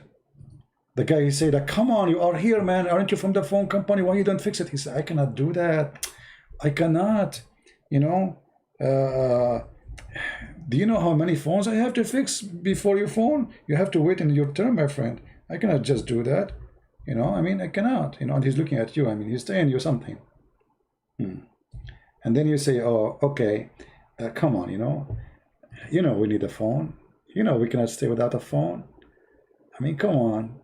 And you take some money from your wallet and you push it in his pocket, and he will say, no, no, no, I cannot do that. And he's looking at how much you put in his pocket. Like, supposedly he's the good guy. He's the one who cut the line. He wasn't the leather. The leather is still there. So you give him, let us say, $50. He go back in the leather. He connected the line, and he come back to you after 2 minutes. Is it working now? Check out. You go inside. It's working. Thank you very much. I appreciate it. Say, okay, but please next time be careful. You have to apply, you know. The biggest scam in the earth. And nobody speak about how perfect Islam and Islamic country is. The policeman is a fraud. The president, the king, the prince is a fraud. The judge is a fraud. I mean, whatever, you know, right now, if you go right now, if you are a Muslim, be honest. Search how many butcher in the Middle East. They are selling the meat of donkeys as meat of cow.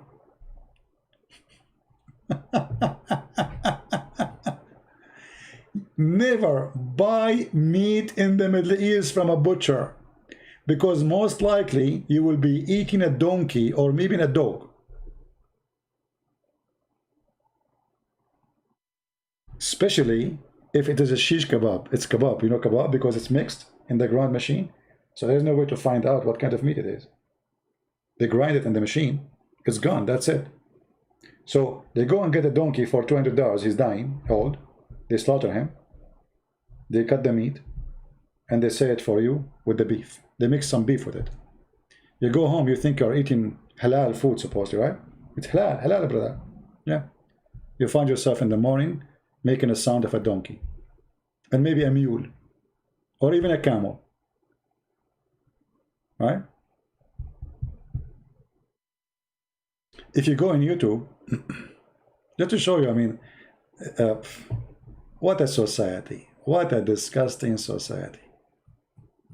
Decency is their flag. It is their flag.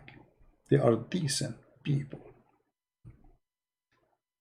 If I type one word in YouTube, just one, you will not believe what you will find. I just typed one word in Arabic. It is ma'laya, and look what you will find.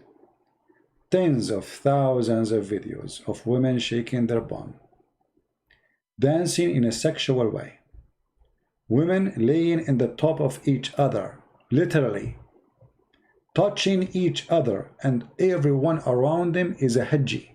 He went to the hajj. Look, look, look. Look at the hajj. Look at the decent people. You see, there's women in the down. I don't know if you can see. Let me zoom a little bit. There's women riding the other women. Do you see it? But we have to be honest. They are wearing hijab.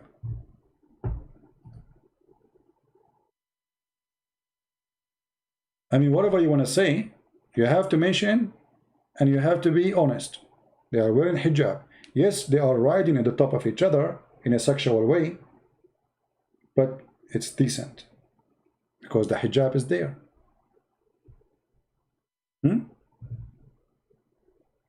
This is Islamic countries. Look at this. Look at this. Look. Look, look, look, look. Alhamdulillah, MashaAllah. And they speak about Western women, Indonesian women, Indian women. Look what they have. Look at this. I mean, I just type one word. I did not even type a sentence.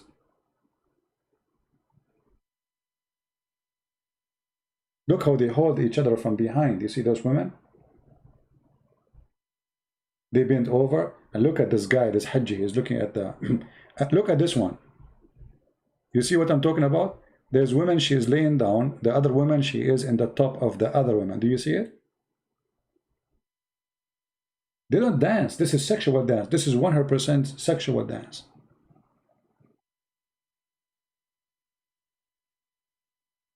Alhamdulillah. And the funny, if you play the music, you will see it saying, they are saying Allah, Allah, Allah, Allah, Allah. Allah, Allah, Allah, Allah, Allah. A lot of Allah involved there. Look at this line. Oh boy.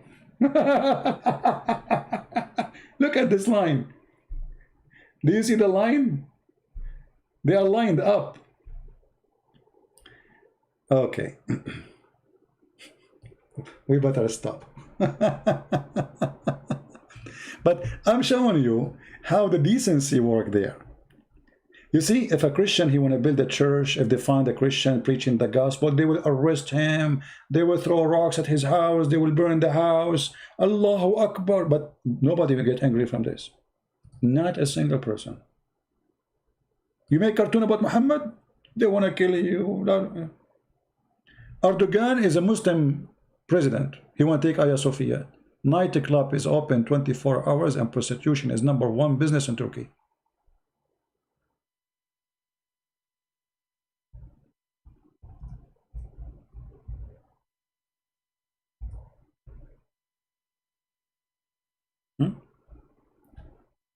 In Egypt, just a few weeks ago, they arrested women for posting videos of themselves in TikTok. Guys, this is a dance in the street in Egypt. This is a dance in the street of Egypt. Do you see it? This is what they wear. I mean, if I play the video, you won't believe it. In the street. But women, they are posting in TikTok 30-second video. You arrest them and they will go to jail for 2 years. 2 years.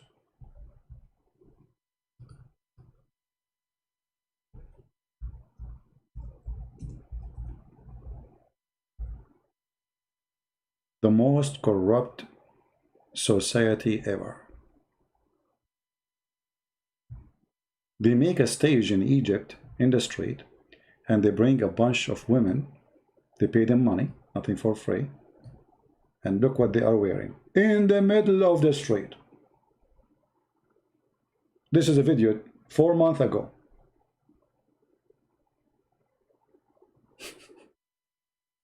Shall I play it? Hurt your eyes?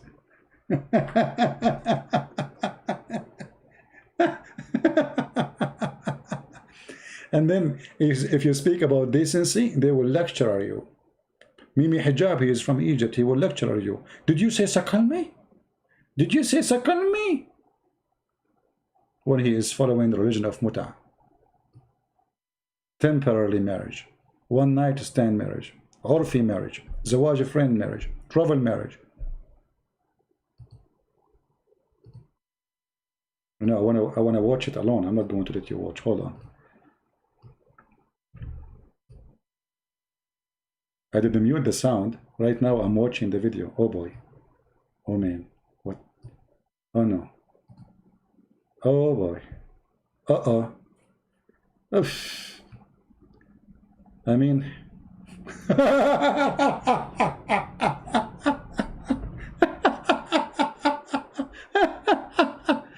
You will not believe what I am seeing. Oh boy. What is the mullahs? Brother, and the women, the Muslim women wearing hijab. Muslim women, they are wearing hijab and the sheikhs are there. I will show you just a little bit of the video, okay? Is that okay? Guys, give me one if it's okay to show you like few seconds of it. Give me one if it's okay to show you. No screen. See, people are dying now. They want to see the screen. No screen, no screen. Okay, no, I will not show you now. No.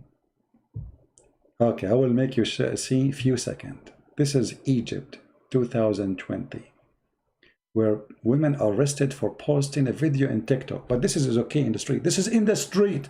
This is not in a private place. They put those things in the street. Public. Anyone is walking down the street, he see it. This is not a casino.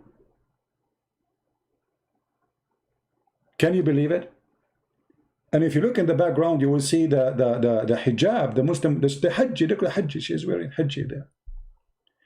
Well, we want to see the crowd. Show us the crowd.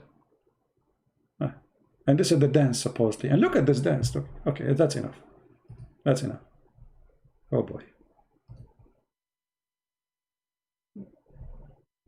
Islamic countries, my friend, are very decent people. A Christian person, he say Jesus is God, they arrest him. A Christian person, he have a church in his house, private prayer. They go to his house, they drag him from the house, they beat his wife and him. They burn the house, they burned it. Actually, they were trying to burn him inside the house too, alive.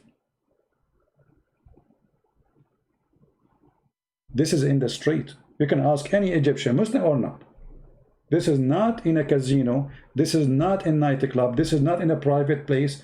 They put, like you see in Egypt, they like every area have like big square. So they put like rags, they hang them, you know, to make like some stage, kind of a stage. They build a stage, they put rags around it, and then they put chairs for public, and people come and join the party. But have you ever heard any Muslim speaking against this?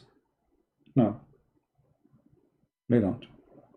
Yeah, even in official wedding, they bring this. Even wedding, imagine wedding. I mean, in a wedding party, you should be decent. You are getting married. Why you are bringing those prostitutes? Obviously, those are prostitutes. It's obvious those are prostitutes. They are hired for this. And actually, they bring them to, so more people will come and watch. Maybe if there's nobody of those girls there, nobody will come to the wedding party. You know what I mean? Do you remember Harun Yahya, the one who I was getting busted? And the one he said he spoke against me, Christian Prince, he know nothing.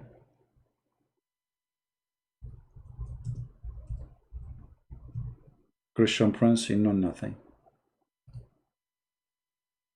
We showed you his pictures, remember? The one who, the one behind the science of the Quran. The guy who want to invite people to convert to Islam. This is him.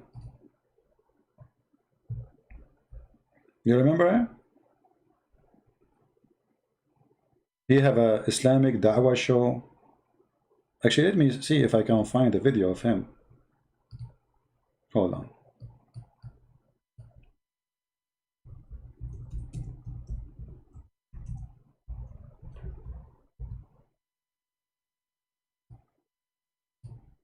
He have a TV station, by the way.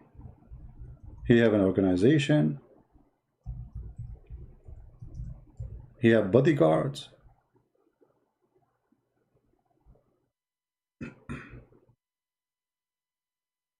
Let us see. I'm trying to find a real video of him, not... Oh boy. Okay. I found... Do you want to see his live show? You see, I have my live show, which is a teaching. It's not really a show, a class. But just to show you the difference, how boring is my program for you.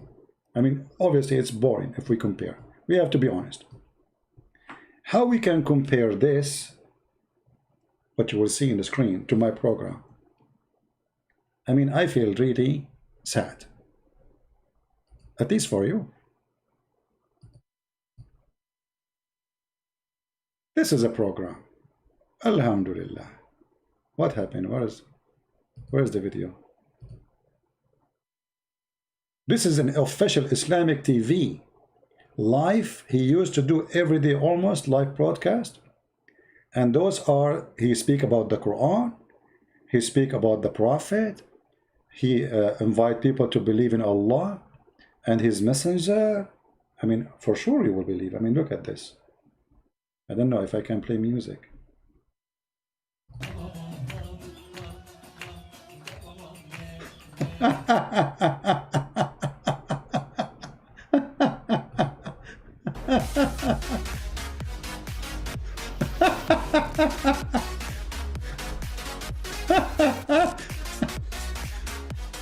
Oh boy.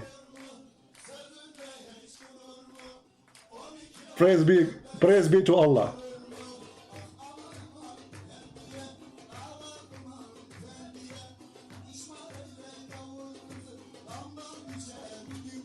Takbir!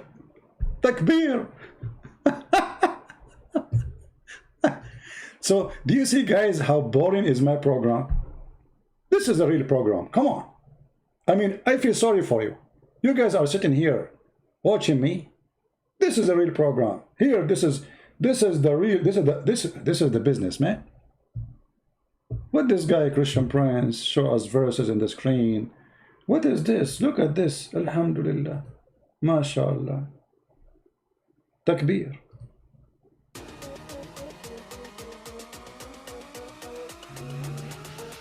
This is, here we go. This is Islam. What I am doing here? Here you will learn yoga. You will learn spiritual stuff. You will praise Allah. And the virgins are waiting for you, even though none of those are virgin, I guarantee you. You know? But, I mean, we have to consider Allah. I mean, yeah. Sitting here listening to me, I feel sorry for you. But come on. I wonder how many people, look, 818,000 saw, this is his official channel, by the way. Saw his live program. 800,000 for me. I deleted the video second day. After a few hours from now, I have to delete it. Nobody will report those videos, by the way. You cannot report them. I mean, this is decent videos, not like my videos. My videos are very bad, very offending.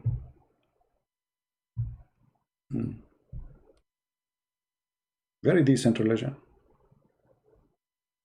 Yeah.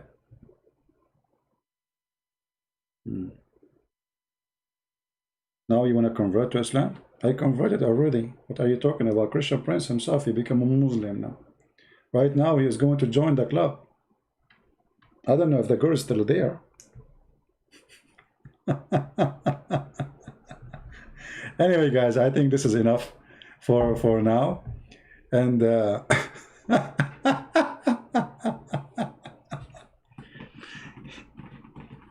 brother, did you see those Western women, brother? You see, in the West, at least they are decent people. They don't hide. If they do something, they say it. If somebody have a girlfriend, you say, I have a girlfriend. If a woman, she have a boyfriend, she say, I have a boyfriend. In the Middle East and Islamic countries, they do everything beyond your imagination. But when you speak to them, they are the most decent people ever. Ever. There's a joke, I don't know if I told you this one. There's a guy, he want to get married, you know? So he found a girl to marry her. He went to his dad, he said, Dad, I found a girl, you know, Middle Eastern, they have to go and speak to the father. So he go and ask for the daughter, for the girl hand, you know, tradition. So the father was so excited, very happy. Really? Who? Tell me her name, where she live. Let us go and marry her for you, right away. So the guy said to him, okay, well, this is her name. The father, he said, oh no, you cannot do that. Oh, please. No. The son, he said, father, come on. What happened? You just told me you go and marry her for me. What happened? No. You cannot do that. No way. No. Father, why? I told you I want her. She's really good. No. No way. You cannot do that. Why? What happened? He said, okay, you know what? You are forcing me now to tell you the truth. You cannot marry this girl because she is your sister. The guy, he said, what? She's my sister? Are you kidding me? No. When I was in your age, I was like, all over the place. The guy, he said, okay, well, what I can do? She's my sister. So after 6 months, he came back and he found a new girl. He told his dad, I want to marry. I found a girl. He said, sure. Give me her name, where she live, who's she? He told him. He said, no. No. You cannot do that. No. She's your sister. What? She's my sister? Anyway, so every few months, this guy, he come with a new girl. The father, he said to him, you cannot marry her because she is your sister. So this guy, he became depressed. He don't go out. He used to go party, see his friends. He grew a beard. He's reading Quran now, alhamdulillah. And then his mother, she noticed that he changed. He became a mujahideen. So she came to him. She said, what happened to you? You used to go out. Now you grow your beard. You know. He said, Mom, don't, please. I have enough. He said, no, tell me what happened. He said, if I tell you, you will be upset. He said, no, don't worry. Just tell me. So he told her that each time he find a girl to marry her, he come to his dad, he tell him that you cannot marry her, she is your sister. What I will do now? So the mother, she said to him, son, Go and marry any girl you want. Who told you that he is your dad? That is the society we are talking about. Who told you that he is your dad?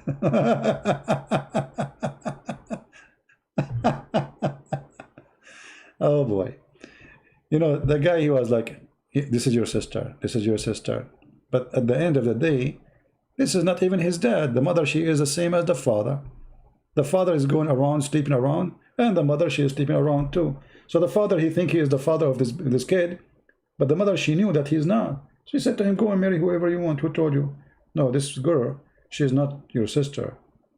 Your father is not your father anyway. Just go and do it. Oh boy. Okay.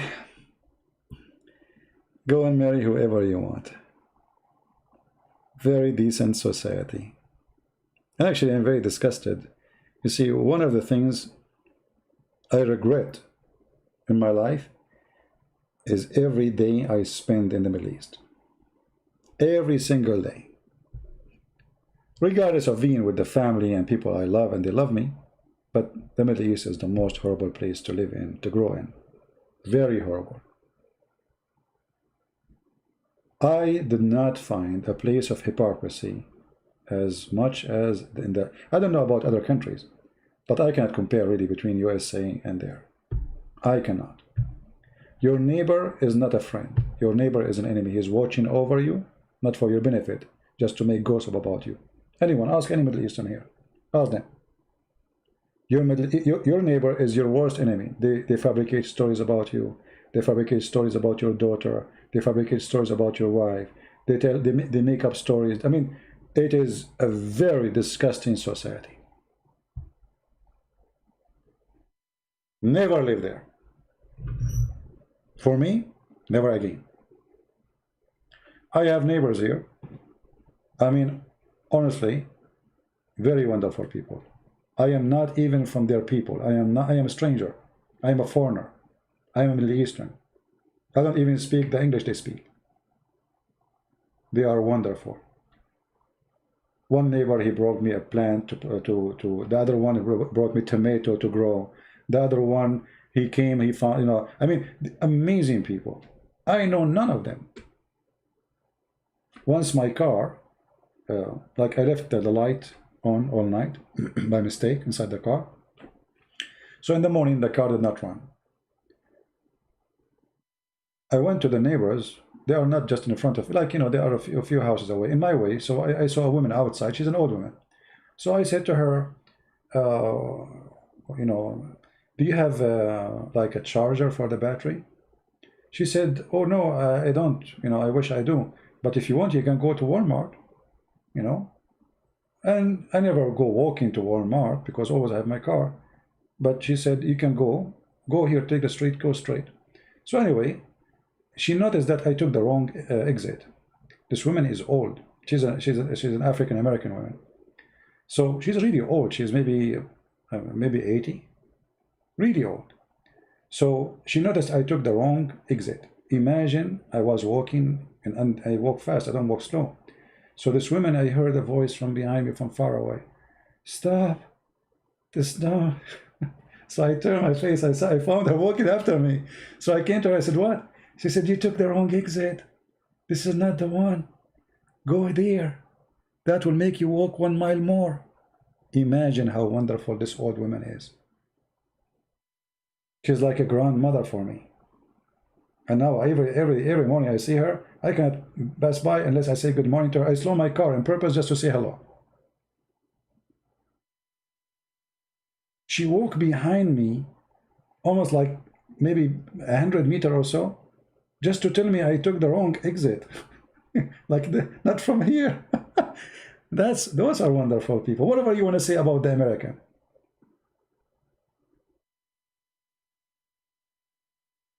Those are people. Once I left my house, the garage door did not close. I thought it's closed. I have my neighbor, and he's an African-American too.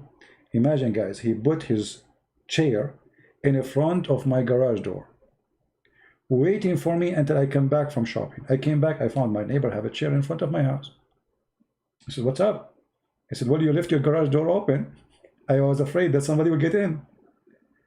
I said, well, you can close it, just touch the... He said, I was afraid that if I get in, somebody will say a thief or something. So he cannot leave to protect my house. In the same time, he cannot get in because somebody might think he is getting in to steal something.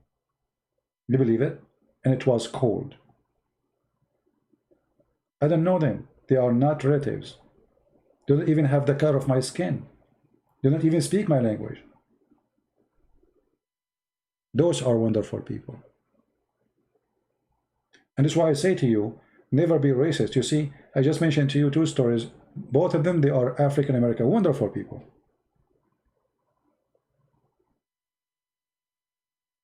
Everywhere there's bad and good.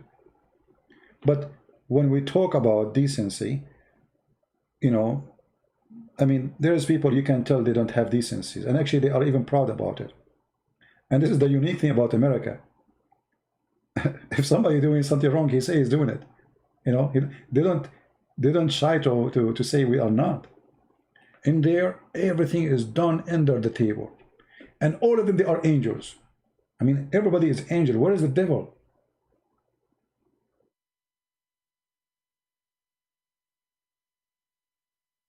The Muslim, they say to you, in the month of Ramadan,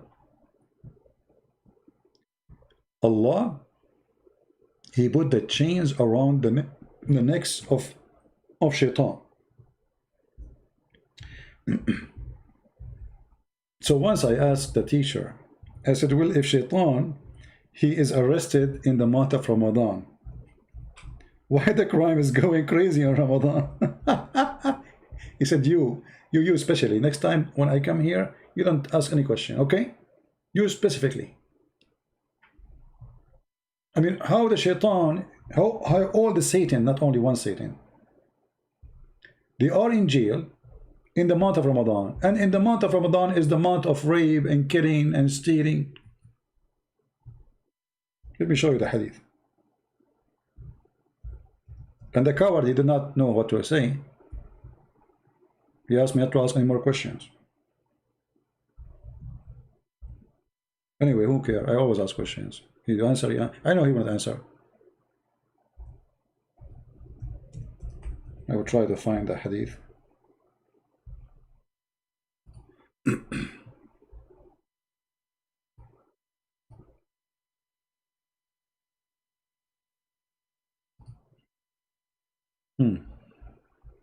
It must be true.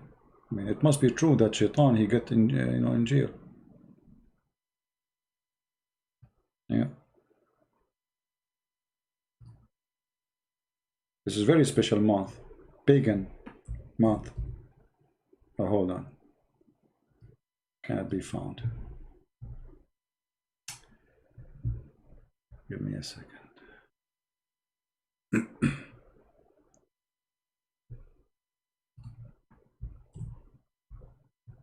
True story.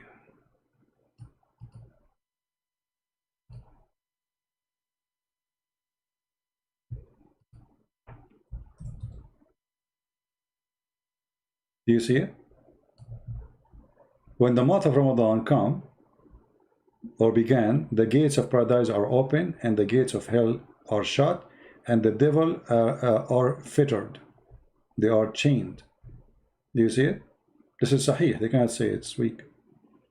But if you go right now, if you search in Google, why in Ramadan crimes are skyrocketing, you will not believe it. Rape, kidnapping, killing, stealing, all kind of crimes. All of this happened, and the devils are chained. So who is the devil?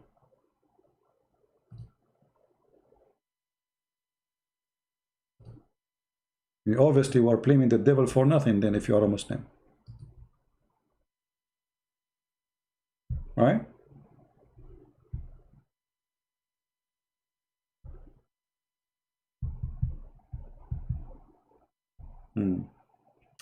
All right, guys. I think we have enough for today.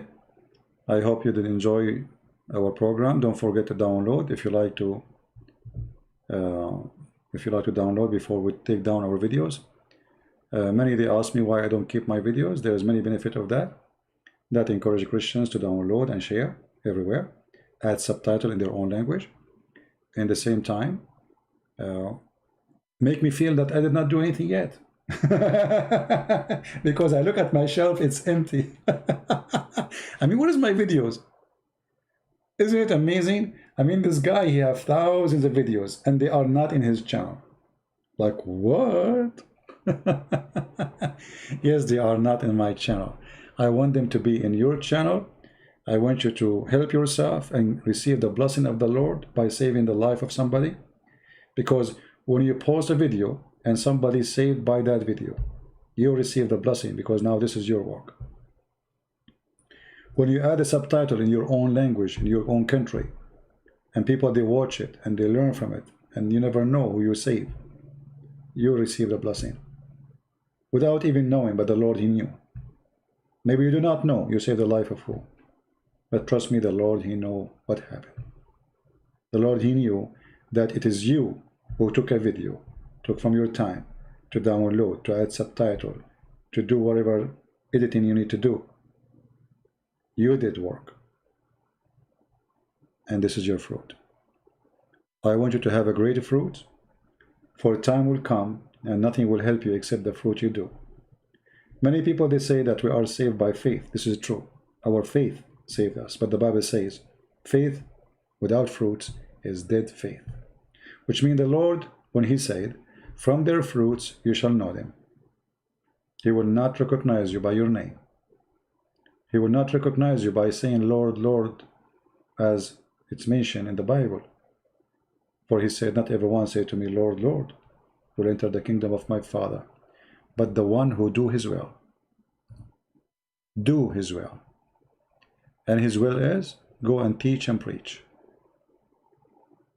Bring people to me. Be a fisherman and women. Save before you ask to be saved. Even our Father out of heaven is you asking the Father to forgive you after you forgive to others. That is the terms and conditions of the Lord to be in His kingdom. In order to receive, you have to give. In order to be forgiven, you have to forgive. In order to be answered, you have to answer others. The Lord, He says, I was hungry and you feeded me. I was thirsty and you gave me drink. I was a stranger, you took me in.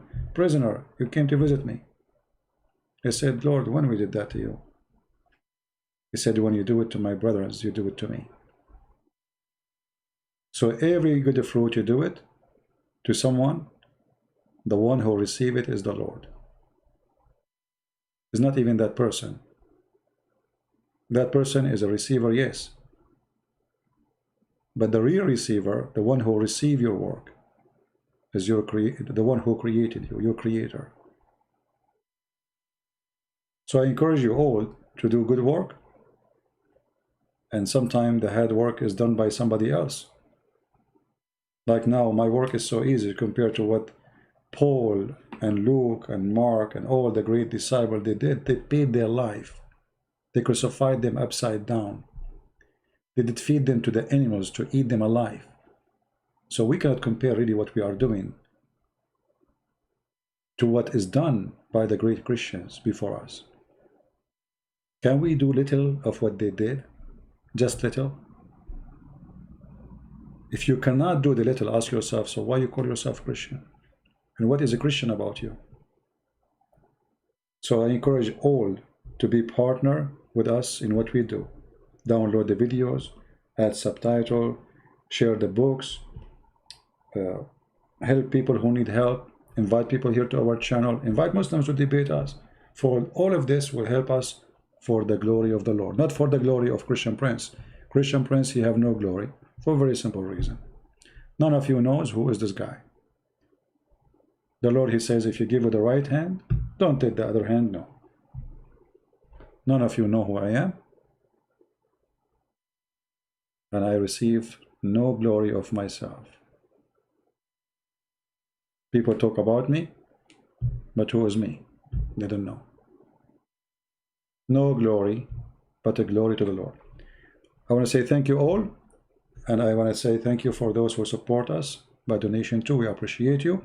And again, reminder, if somebody contact you, ask you for donation in my name, never send any money in my name to anyone. I don't have PayPal. I don't have any other account besides Patreon, the one you see on the screen.